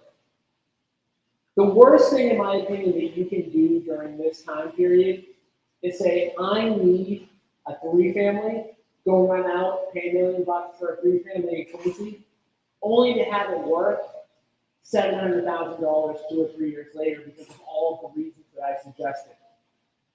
So if you have capital, one potential option is to invest passively with us. Another option that you can do this at the same time potentially is to run an off-market deal finding campaign. By running an off-market deal finding campaign, you might be able to do some quick turn fix and flips, or you might be able to get that multifamily asset at a discount, right? So one of the things that I would think about doing now is about accumulating capital. Rather than going out and spending it on an asset that may go down in value over the next 2 to 3 years, I would think about parking it or investing it and growing it, right? So let's just say that you have $200,000 in the bank right now. You may spend the next 2 or 3 years getting that nest egg up to $300,000 or $400,000 or $500,000, so that if there is a shift in the market, you're 100% ready, willing, and able to go all in on that. Does that make sense? So the other thing that I talked about is potentially like learning how to raise capital. So when you look at the deal that we're going to talk about in a minute, we have a 70 unit in Hooksett, New Hampshire. And when we look at a deal like that, you might say, well, how can I ever get involved in an opportunity like that? And there's a couple ways to do it. Does everybody know about the 88 unit in Nashville, New Hampshire that we're in the process of doing? So like a small fraction of the room. So we're always out there looking for good deals, right? And there was an inner circle member that's out there looking for apartment deals. He comes across this 88 unit building in Nashville, New Hampshire. He brings that deal to us, and long story short, because he brought that deal to us and put some capital into the deal, he's now a partner in that deal. We put up the bulk of the money. We're going to manage a lot of the construction. We're the ones that got the bank loan. But because he brought the deal and had capital to invest, he's a part of that deal. So a lot of these bigger apartment units aren't necessarily like one person doing everything. In a lot of cases, it's multiple people, different people bringing different things to the table. So why I talked a little bit about that, if you're thinking about getting into bigger deals and you don't have money, it may make sense for you to learn how to raise capital. Because if you're able to bring in $1 million, $2 million, $3 million into a deal, in a lot of cases, you're able to cut yourself into one of these deals. What's the benefit of that? The benefit of that is that you get to be in an asset class where you're not going to hear stories like the stories that Bob told. You're going to have properties in a good area that are newer, that are cash flow positive. And getting back to kind of like why that's the sweet spot for 2023, 2022, is we're always thinking as a company to be like a couple steps ahead of the curve, right? So what typically happens in any one given market, I told the story about us doing a bunch of short sales in 2009, 2010, 2011, when other people weren't. By the time that most people are doing something, it typically doesn't work that well anymore. So let me tell you why apartment investing makes sense and works in today's economic environment. So the deal that we're going to talk about a little bit is a 70 unit in Hooksett, New Hampshire. Let me just tell you guys kind of like what you need in order to pull off a deal like that. Okay, the first thing you need in order to pull off a 70 unit in Hooksett, New Hampshire is the deal. Right? So most people don't have a way to come across a deal like that. They're not out looking for a deal like that. Those deals are fairly rare. So you need the deal. The second thing you need is the construction expertise. So the 70 unit deal that we're going to be talking about in a minute is ground up new construction. Now, we've only been able to pull off deals like that probably in the last 3 or 4 years. So most people can't find that deal. Most people can't build or renovate that type of deal. Then you also need bank financing. In order to acquire bank financing for a deal like that, you need to have a net worth requirement. You also need to have a track record of pulling off deals like this. Okay? And the last thing you need is the money. So the deal in Hooksett that we're talking about right now requires $7 million. So again, when you kind of combine all of these things, I've already alluded to the fact, like, why are 3 families in Quincy or Brockton or Braintree or Lowell so expensive? Because anybody can buy them, right? If you make $75,000 a year and you get an FHA loan, you can get approved for an $800,000 3-family in any city in the greater Boston area. How many people in the greater Boston area make $75,000, $80,000, $90,000? which means a lot of people can get into these deals, which is bad for you, the investor, right? So if we kind of flip that around and we say, who has $7 million, a track record of being able to build a $7 million apartment building, the ability to get a bank loan, the net worth requirement, the ability to find the deal, the ability to build the deal, now that pool of people shrink down and down and down. So in my opinion right now, in the greater Boston market, these are some of the only deals that work, that are safe, that are secure. And I talked about a few minutes ago, like the strategies that we use, you guys can potentially use to be involved in deals like that. One of the things that I do want to mention, and this is just an opinion-based thing that I feel very strongly about right now. I talked about the fact that like when most people are doing something, it's usually bad. If you follow me on Facebook, I have been so negative about Bitcoin over the last couple of years. The reason that I'm negative about it is because in my life, I'm 40 years old, I'll be 40 in July. When everybody is doing something, it's usually bad. That is like a very general but almost always accurate statement.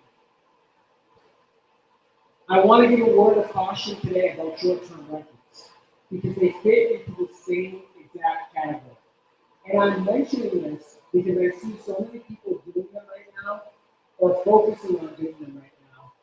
And this is just my personal opinion that I want to share with you guys in case you're thinking about getting into short-term rentals or you're seeing everybody else doing it.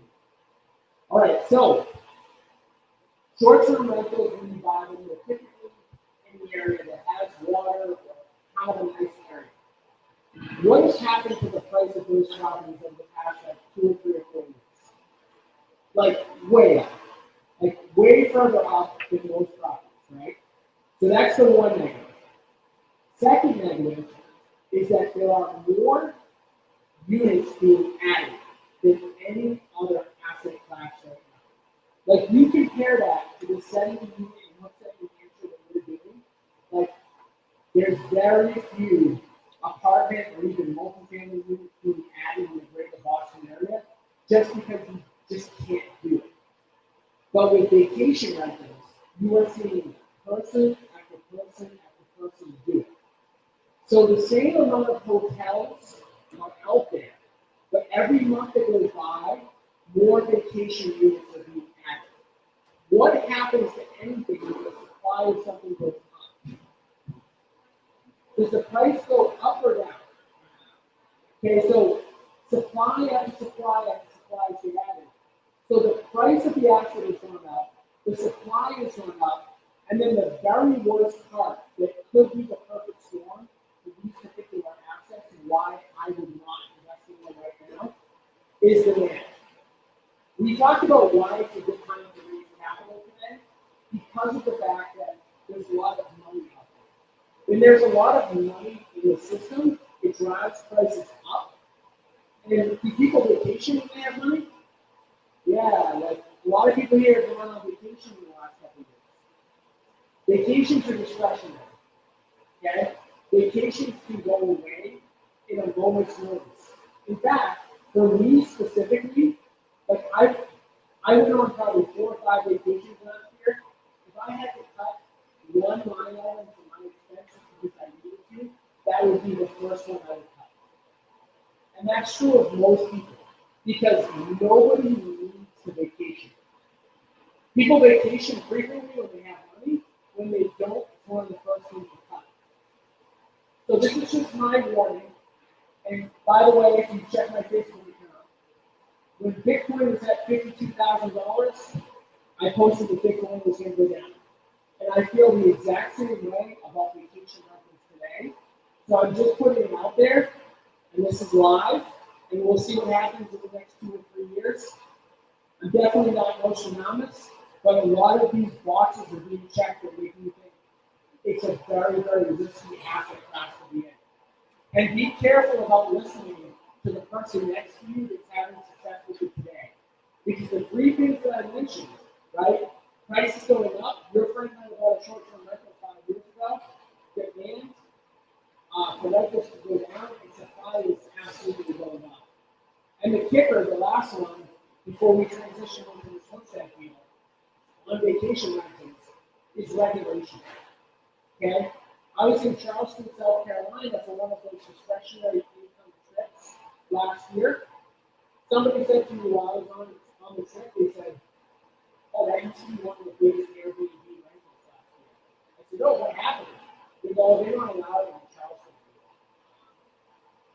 So that can happen. I think they took them away in Boston. It can happen in any city. It can happen in any city. Very risky assets.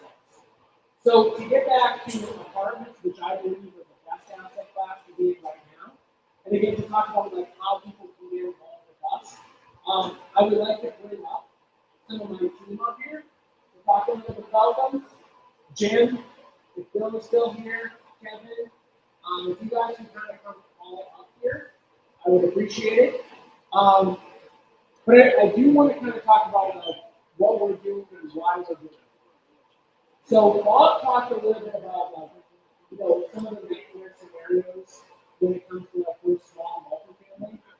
And then he talked about a friend that he had that built an apartment building in the same city role where we had trouble. So I just want to talk quickly about like why apartment buildings are better. And you guys will all get this. I'm not going to tell you anything that you don't already know. But when you think about like being passive, right? What do we all want? We want passive income. We want $10,000, $20,000, $30,000 a month coming into our bank account every single month without us having to work or work hard. Work as least amount as possible. And this is why apartments are much better for that than small multifamily.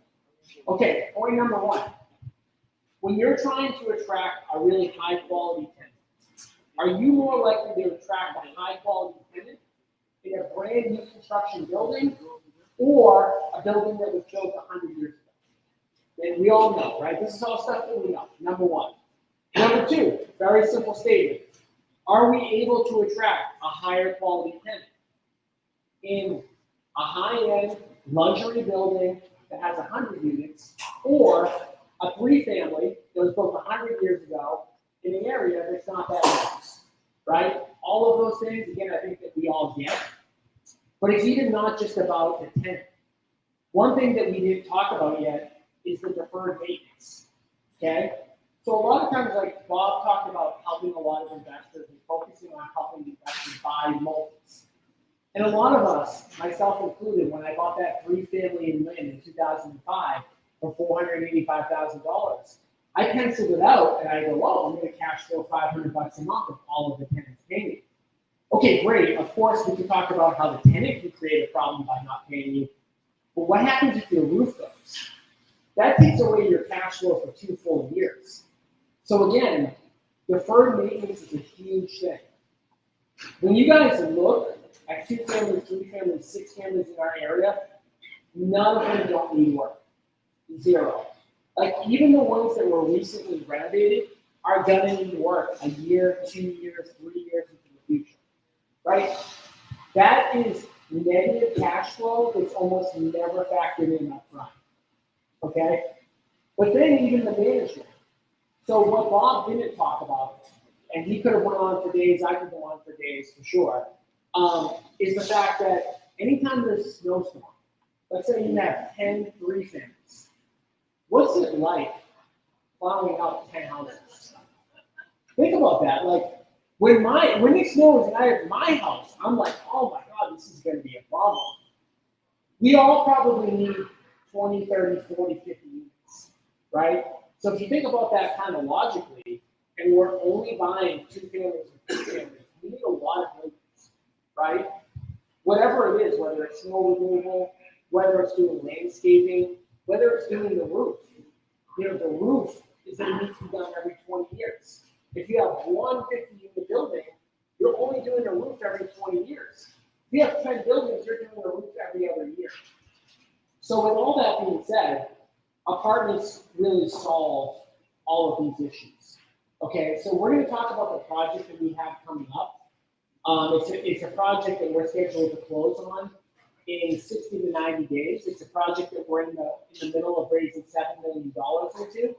It's a project for people that are interested in considering parking money for a year or 2 years or 3 years, and either just have money in an IRA that they're always going to need to park, or potentially short-term parking money for when the market may actually change. So for a high-level kind of overview of the property, I'm going to introduce Jim. Jim is the head of construction at our company. He manages all of our fix and flip deals. We do over 100 fix and flip deals a year, but he also actively manages all of the apartment deals that we do. So Jim, can you talk a little bit about like why we like this deal, what the property is going to be like, and just the high level details?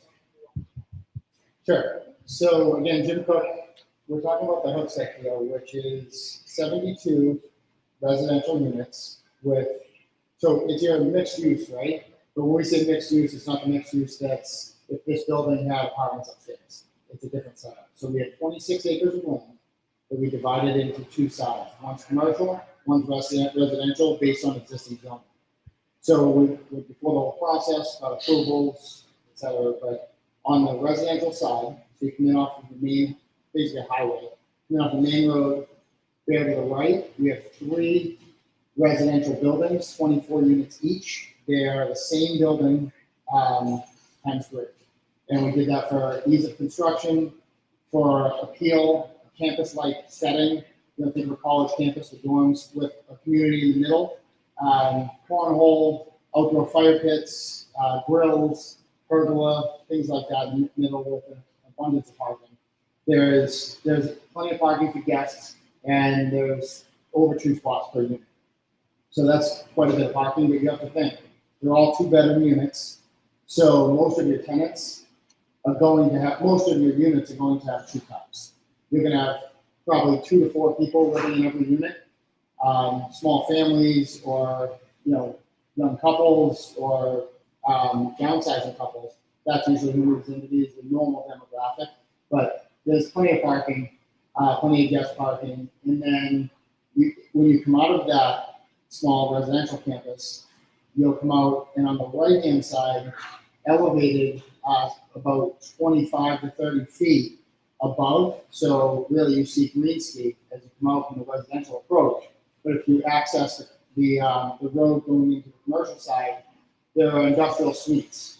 So those commercial suites are about they're about 1,500 square feet with a mezzanine of about 300 square feet above it. So that's 1,800 square feet of rentable space, but you'll have 1,500 on the main level and 300 above that could be used for office space, for storage, for a studio. It's kind of an open space. Garage bay door similar to these, but much larger. Ours are 12 by 14 feet. And then there's a man door next to it for a common entry like this one here. And in the rear, so you walk into each unit, in the rear on the left, there'll be a staircase going up, that 300 square foot mezzanine. Below that is a half bath with a utility sink outside. So it would be great for storage of beer, or a CrossFit, or a contractor bay, for a plumbing company, or an HVAC company, or an art studio. A lot of uses in the industrial space. So we'll have 39 of those units, and then they're in several buildings. And we did that strategically to work on the topography of the land, so we could limit blasting, and also to separate them because the different uses may require different parking requirements. So we might have one that's really not going to take any parking because you might have this person over here has 4 really nice cars, and they just wanted a storage use, and they're willing to pay that for their, for their $1 million worth of cars in there. They want a climate controlled storage space. So you have that a lot, actually. That's a common use, and they're not going to require any outdoor parking. And then you might have another a small dance studio that's going to have a lot of parking off hours. So strategically, we put several buildings out there, equaling 39 units. You can back out onto the main bypass, which is a main road, 2-lane highway connecting 2 major routes. It's about probably 8 minutes, maybe give or take, 8 minutes north of Manchester, New Hampshire. So right up the highway, very close to Manchester. I think we'll attract a lot of the commercial use from Manchester. And if you go the other way, we're right near a college campus and an extremely busy road highway that's full of business. So we're in a great location. The demographics work from a financial perspective, from a capacity perspective. So the vacancy rate is very low in Hooksett, which means there's demand for units. We anticipate filling these up quickly. We'll pre-market these and fill them up quickly. And that's why we chose 2-bedroom units. It's a common size for a long-term tenant. And the demographic that we're targeting is a professional demographic that is going to enjoy living there and going to complement the other tenants and respect the property. That's usually, if you deliver a high-end product, you'll get a tenant that usually will care more about the property and your maintenance level. They'll understand when there's a maintenance issue to put it through the app. They'll get an immediate response and they'll get a ticket for a correction. That's the tenant that we are going to attract. Some of that property will be some green space in the back. There's some walking trails. There's a retention area for some water that we're going to put a trail around, just for some outdoor space. Whether it's dog walking or exercise, just being outside and enjoying it. There is in some of our other buildings, we have fitness rooms. We have yoga room. We're looking at one of the buildings for that.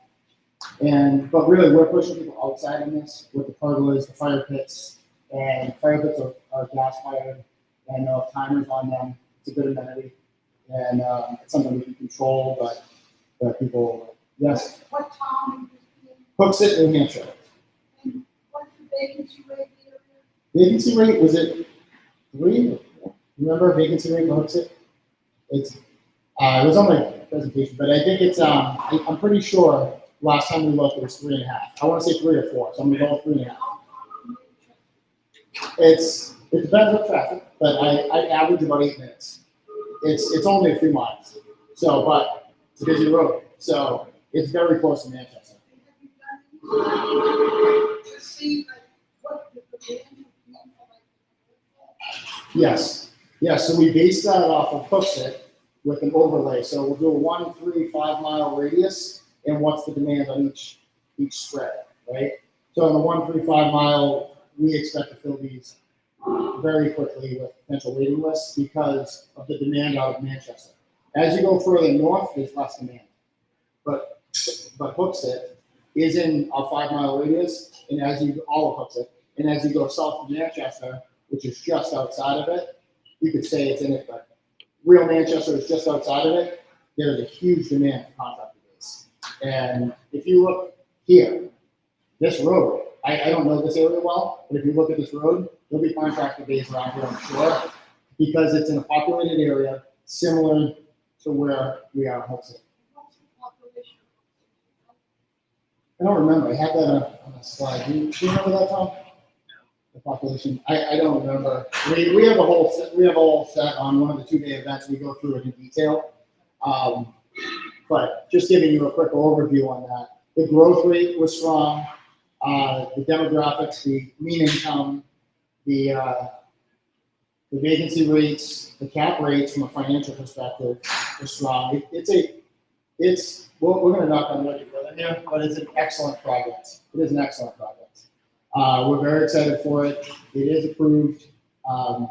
We have the designs for the site plans done. The designs on the buildings are done. We're doing some fine tuning on the architecture for the ADA requirements for some of the ramps and things, but those are very minor items. So we're getting ready there now.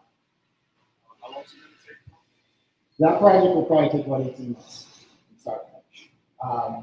And when I say start, it's from when we pull the permit. Because a lot of these projects will take you 18 months to get approved. So from the day we pull the permit, I'd say about 18 months. Keeping in mind there's a large commercial section and 3 large buildings. So that's actually a quick timeline. Yeah, I'm sorry, we usually have a slide deck for this, but kind of talking off the cuff here, but I do want to address a couple of things. First of all, there's basically no vacancy anywhere within 90 minutes of Greater Boston. I mean, it doesn't matter what town you're in. I'd love to say Hooksett is the best city in the world, but it really doesn't matter. If you're 90 minutes within Boston right now, you put an ad up on Craigslist, there are people fighting for the property. The more important thing is what type of property you're going to have and how selective can you actually be with the tenant.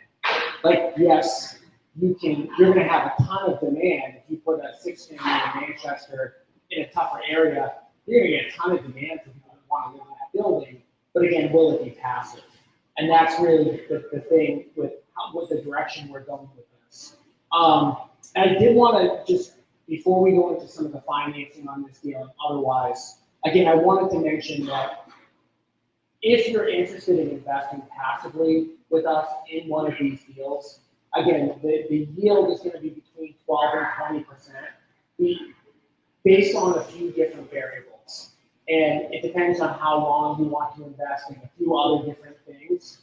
But one of the benefits that you get, besides just getting a yield for investing with us, is you do get access to the inner circle. So you get all the benefits. About half of the people that join, yes, it's good to get a 12 to 20% rate of return. And yes, it might make sense to like park your money for a period of time anyways. But in addition to that, you're basically getting free access to me. You're getting free access to our team. It's not just about me, Jim, Kevin, Bill, and we're going to continue to talk. But most of you guys have the forms, the inner circle forms. If you are interested, please make sure that those get to Nicole. Nicole, where are you? All right, please make sure your forms get to Nicole, like if you are interested. And the other thing, just to mention, I know that Chris said this quickly, but one promo that we're doing for people that are joining the inner circle by joining our brokerage is the first 90 days of selling are free if you sign the form today and you join our roster in May. So I'm going to say that again just really quickly. You sell for the first 90 days for free, but only if you fill out the form today. The form doesn't transfer you or anything crazy like that. We're going to have another discussion with you if you come on board in May of 2023. So that's the deal with the building. Now I want to bring in my partner, Bill, on the financing. Bill's been my partner since day one. After I read that book, Rich Dad Poor Dad, I was talking to Bill a bunch about investing in real estate. We talked about our various investing goals and finally ended up partnering up in 2008. So Bill, if you can come up and just talk a little bit about the financing of these types of deals, because they're different than just buying like a small multifamily. Bill helps to manage the finances of the company, helps to deal with investor relationships, and really is the guy within our company that has all the banking relationships. So banking relationships in this business are very important.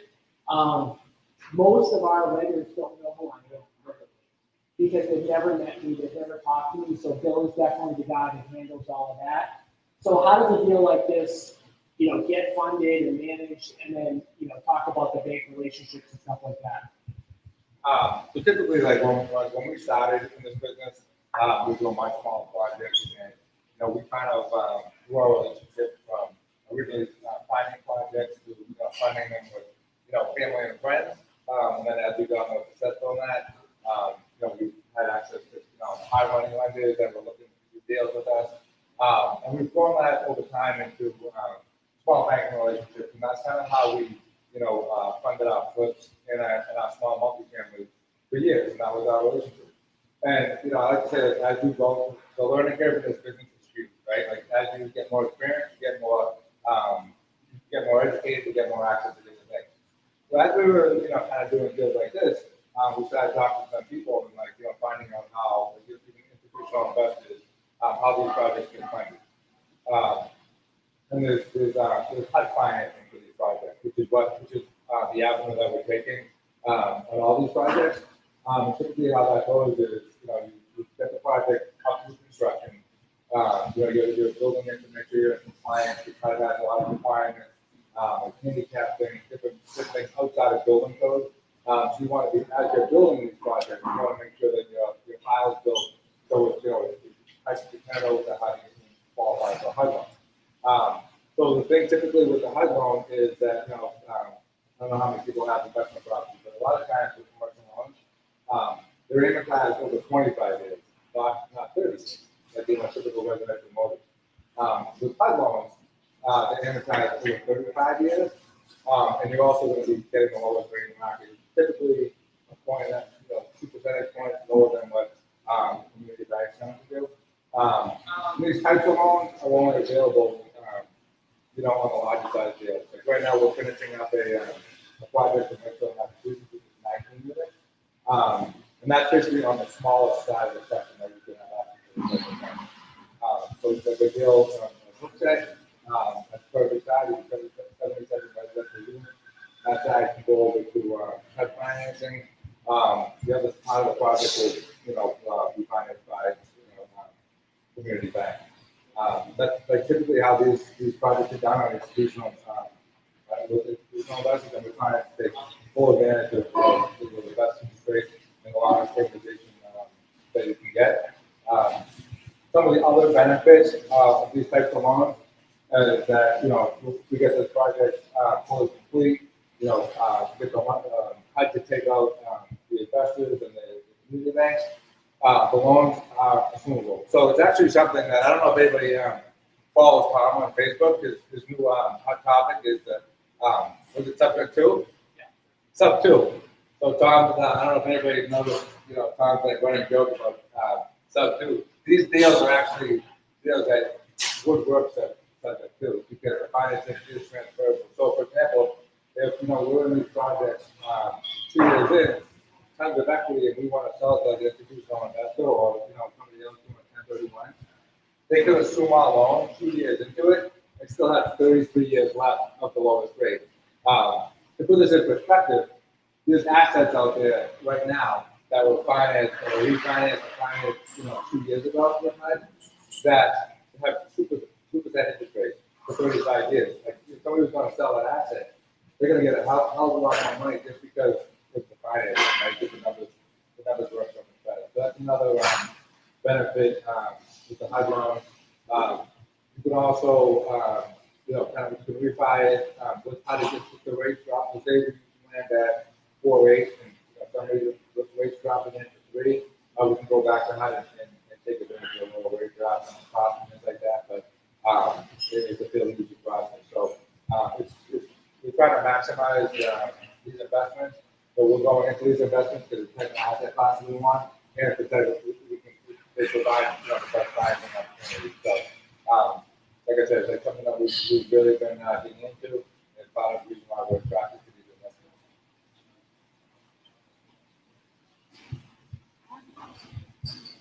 If you guys use HUD, do you require some of the apartments that have like income based or? Bill, are any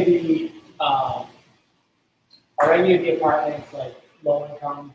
So in Hookstead, I won't have any low income. I don't know if anybody's familiar with the project that we're doing in Nashua. The project that we're doing in Nashua is actually the last approved project that won't have. The project we're doing in Nashua is actually the last approved project approved with eliminating affordability component. The one that we're doing in Wakefield does have an affordability component. You're not going to probably see anything in Massachusetts approved with any kind of affordability component. I'm sure down the road, Hookstead will do the same, but right now there's no affordability component there. And so, we talked a lot about the deal. There's obviously more to this deal. On this particular deal, like anytime that anybody wants to invest with us, we have a PPM, which is a private placement memorandum. It's 100 pages.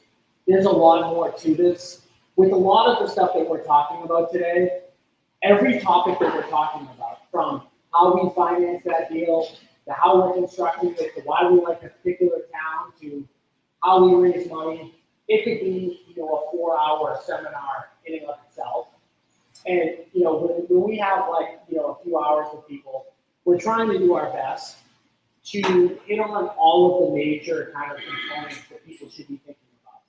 And for this particular deal, there's two things to think about, like if you guys are sitting in your seats.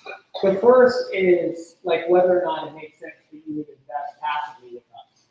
Obviously, we talked about the ability for you to be in the inner circle, but it makes a lot of sense for people that are in kind of like two categories. First, if you have IRA money. If you have IRA money, you can't invest in your own deals anyways.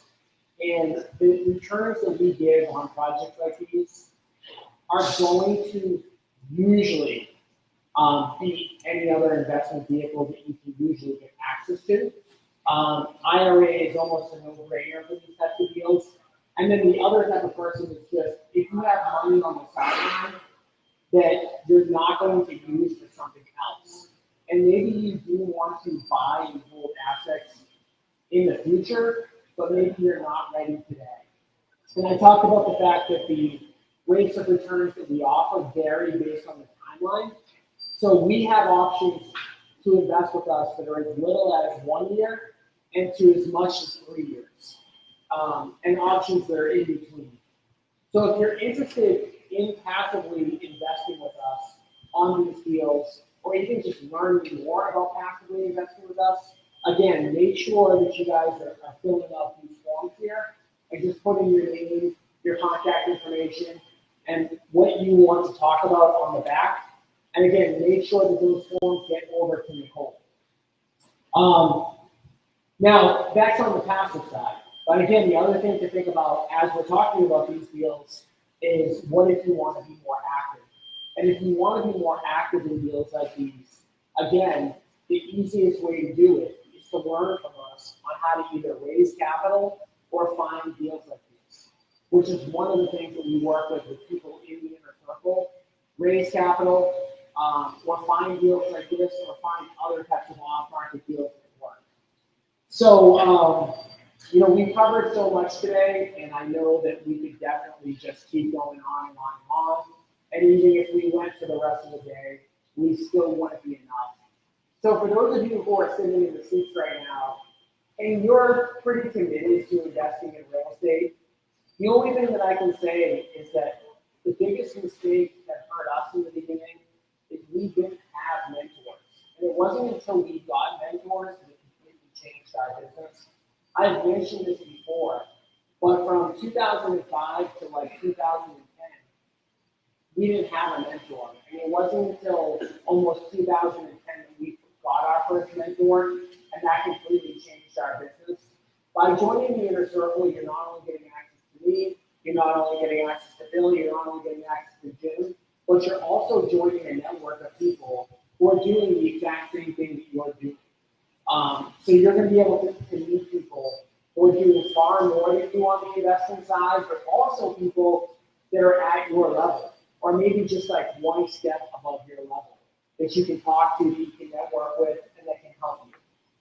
So with all of that being said, with us covering kind of so much over the course of this 3-hour period, are there any questions about any stuff that we've covered?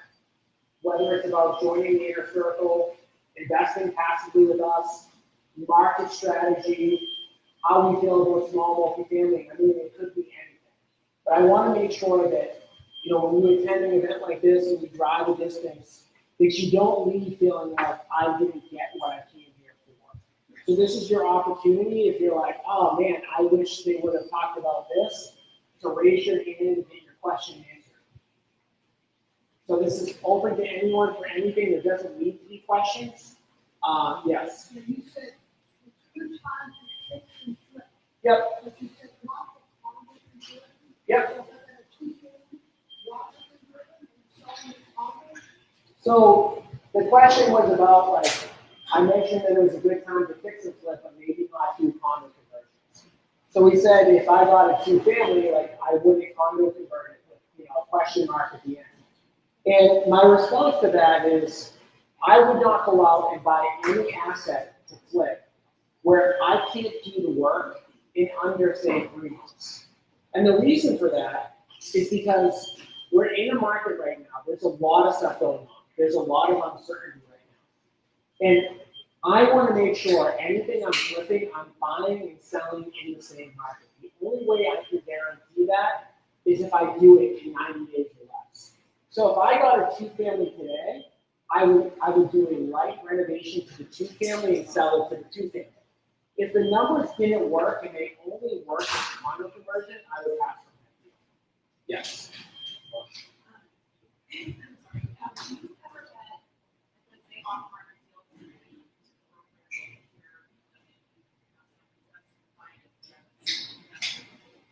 Yeah, so the question was like, do we ever come across off-market deals?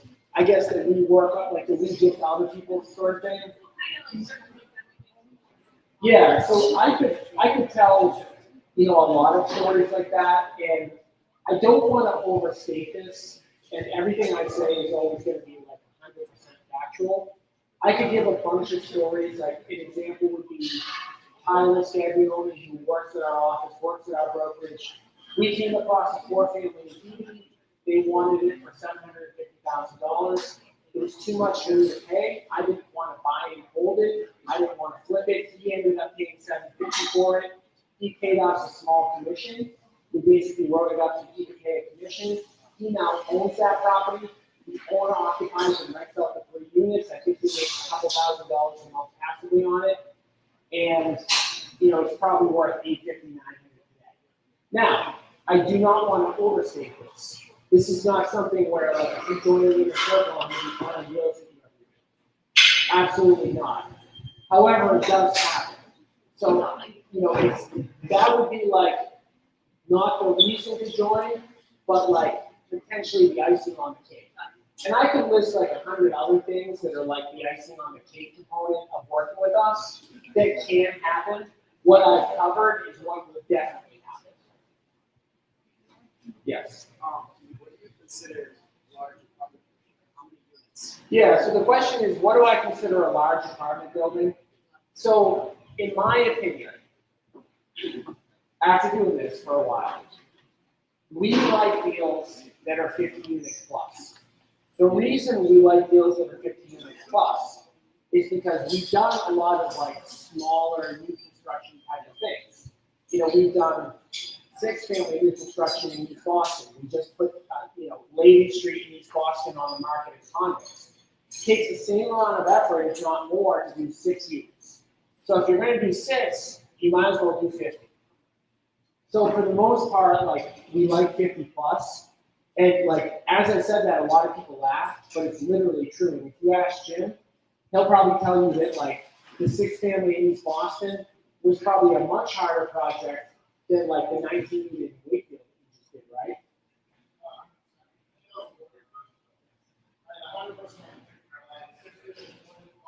Yeah. And this is the type of stuff that like people will ask us these questions. Like the answer to that question is like really freaking important in your strategy. So you have the ability, if you're in the inner circle, to ask a simple question like that could prevent you from making a huge mistake or just doing the wrong thing. Yes.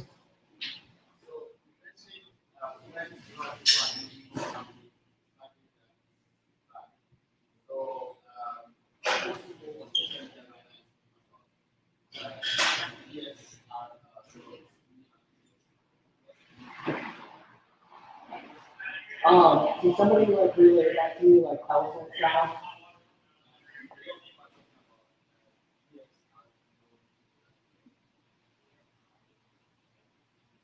DSR. What about them?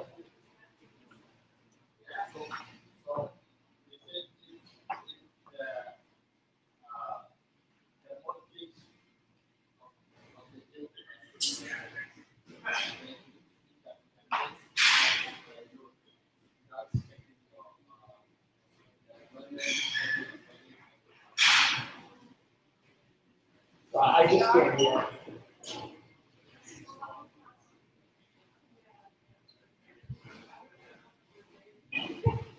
Sorry, I literally just can't hear.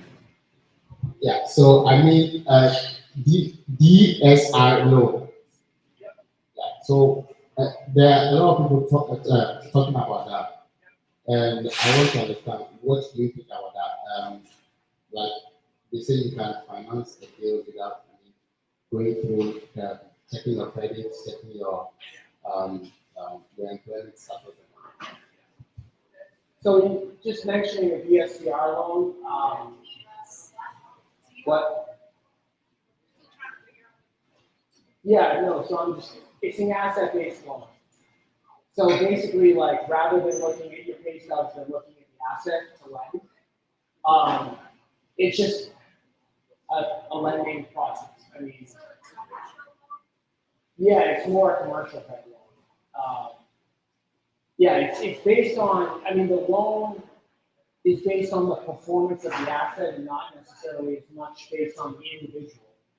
I mean, I could put like 50 loans up on a board, and I'm sure Bill could do this. Every single loan that's ever existed has a purpose. That loan has a purpose. They all have a purpose. Do we use DSCR loans? No. So we don't use them, but there are people who do. I guess I don't know enough about them to really talk a lot about them. I just know that like every loan that's out there that exists, there's a person and there's a situation. And I'm sure like if you put that into YouTube, you can get all the information in the world that you want. I just don't personally have that information because we don't utilize it. Yes. Say like one of us came upon like not that it's likely, but like a 50-unit fix and flip, like would you consider sponsoring that or no? A 50-unit fix and flip. I don't know that we would flip a 50-unit building. So getting back to like, what is our objective when we're fixing and flipping? The main thing we're trying to do is not lose money. How do we avoid that risk? We're fixing and flipping in the same market. If we have a 50-unit building that we're renovating, that is not going to take 3 to 6 months, therefore breaking my rule. Therefore, I wouldn't.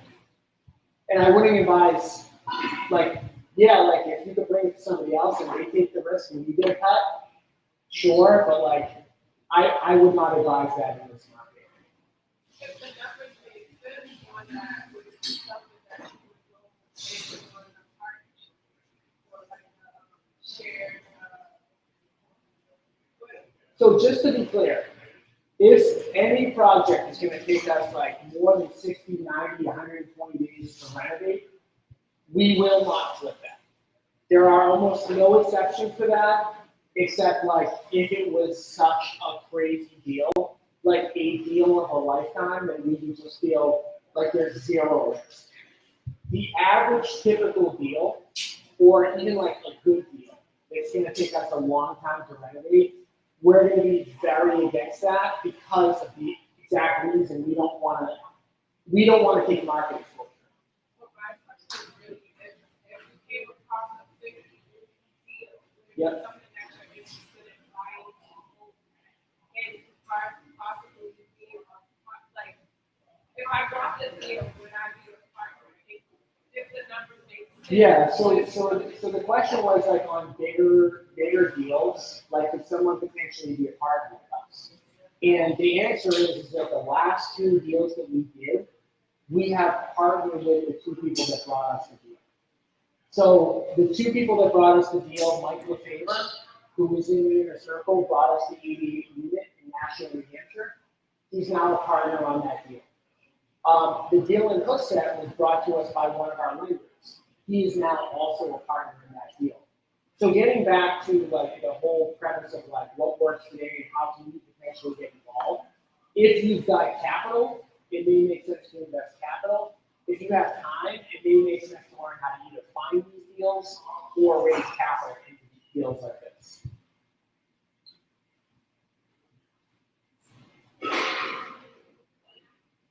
Yes. What's your exit strategy? You sell that in 5 years or you do that in the future? So what is the exit strategy on the 70 unit in Hooksett? There is no like exit strategy other than holding it. I mean, I guess the exit strategy is to refinance and to keep it. Having said that, over the course of being in business for 20 years, have been other assets that we have said that we're never going to sell, and we've sold some of them. So we always look at every opportunity and to say what makes the most sense to do today. But the objective is not to sell it in 5 years. The objective is to keep it. And it kind of goes back to the principle of like, why are we doing this? We're doing it for passive income. We're not doing it for like quick hits of income. We already have, and everybody in this room probably already has a business that throws off active income. So the objective is to get passive income. All right, so we probably have time for a couple more if there are a couple more. If not, then we can, get to the food, get to the drinks, and all that good stuff. Any last questions? Yeah. Capital sources, capital sources, how many go to the capital already? What do you mean? In other words, you have several areas where contact to come up with investment capital. Yeah. Or to reinvest in them. You probably, like, last week,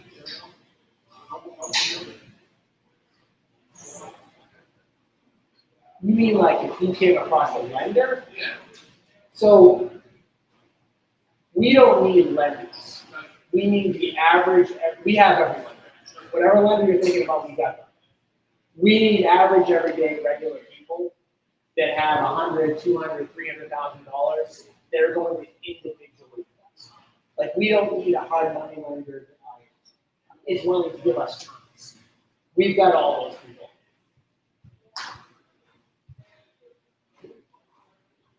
Yeah.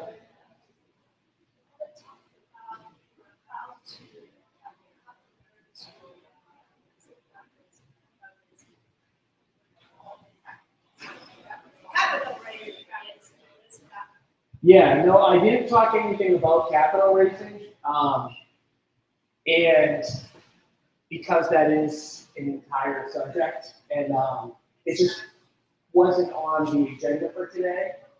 But I will cover it in like 90 seconds, and I'm not even exaggerating when I say that it doesn't need to be more than 90 seconds. So it's a very simple thing. You guys are seeing me do it today. One of the benefits of hearing us talk about this deal and being at this event is you know exactly how to raise capital because you just saw it.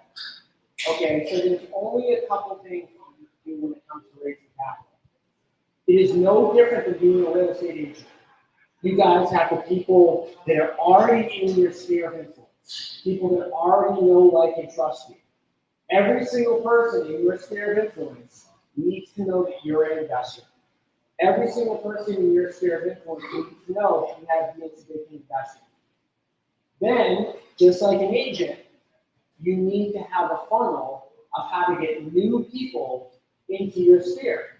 So how do you do that? Well, every single strategy that works as an agent works for this too. The one I have chosen is teaching real estate agents how to invest in real estate. Really simple, right? I provide free education that's open to anybody. There are people that have never been to one of my events today. There's people that are already in my sphere. There are people that I've never met before that are here today. That's how I'm growing my funnel. How you grow yours, it can be anything. And if you're really interested in learning how to raise capital, just another reason to join the inner circle.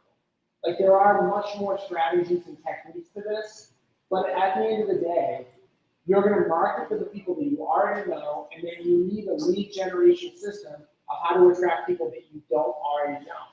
Whether it's a podcast or a Facebook group, or whether it's networking events, I mean, the list goes kind of like on and on. So you need to have a funnel of new people, you need to have an offer for the old people, and that just continues on and on. All right, I'll do one more if there is one more. If not, food and drinks are on us, and I hope that we work with as many of you guys as possible on the inner circle stuff. Make sure those sheets get over to Nicole. Nicole, are you still here? Yeah, raise your hand. Please hand those over to Nicole if you've got them. Last thing I'm going to say on that is like, You guys can do this on your own if you want. You don't need help. But getting back to the literally first thing that I said, nobody's here to get rich in 50 years. If you want to take down that time frame, the easiest way to possibly get there is to get help. And get help from people, especially in your market, that have already done what you're looking to do. So thank you guys for coming out today. I know it was a long event, for some of you guys made a trek. But let's enjoy the next hour or so that we're here. And thank you guys again.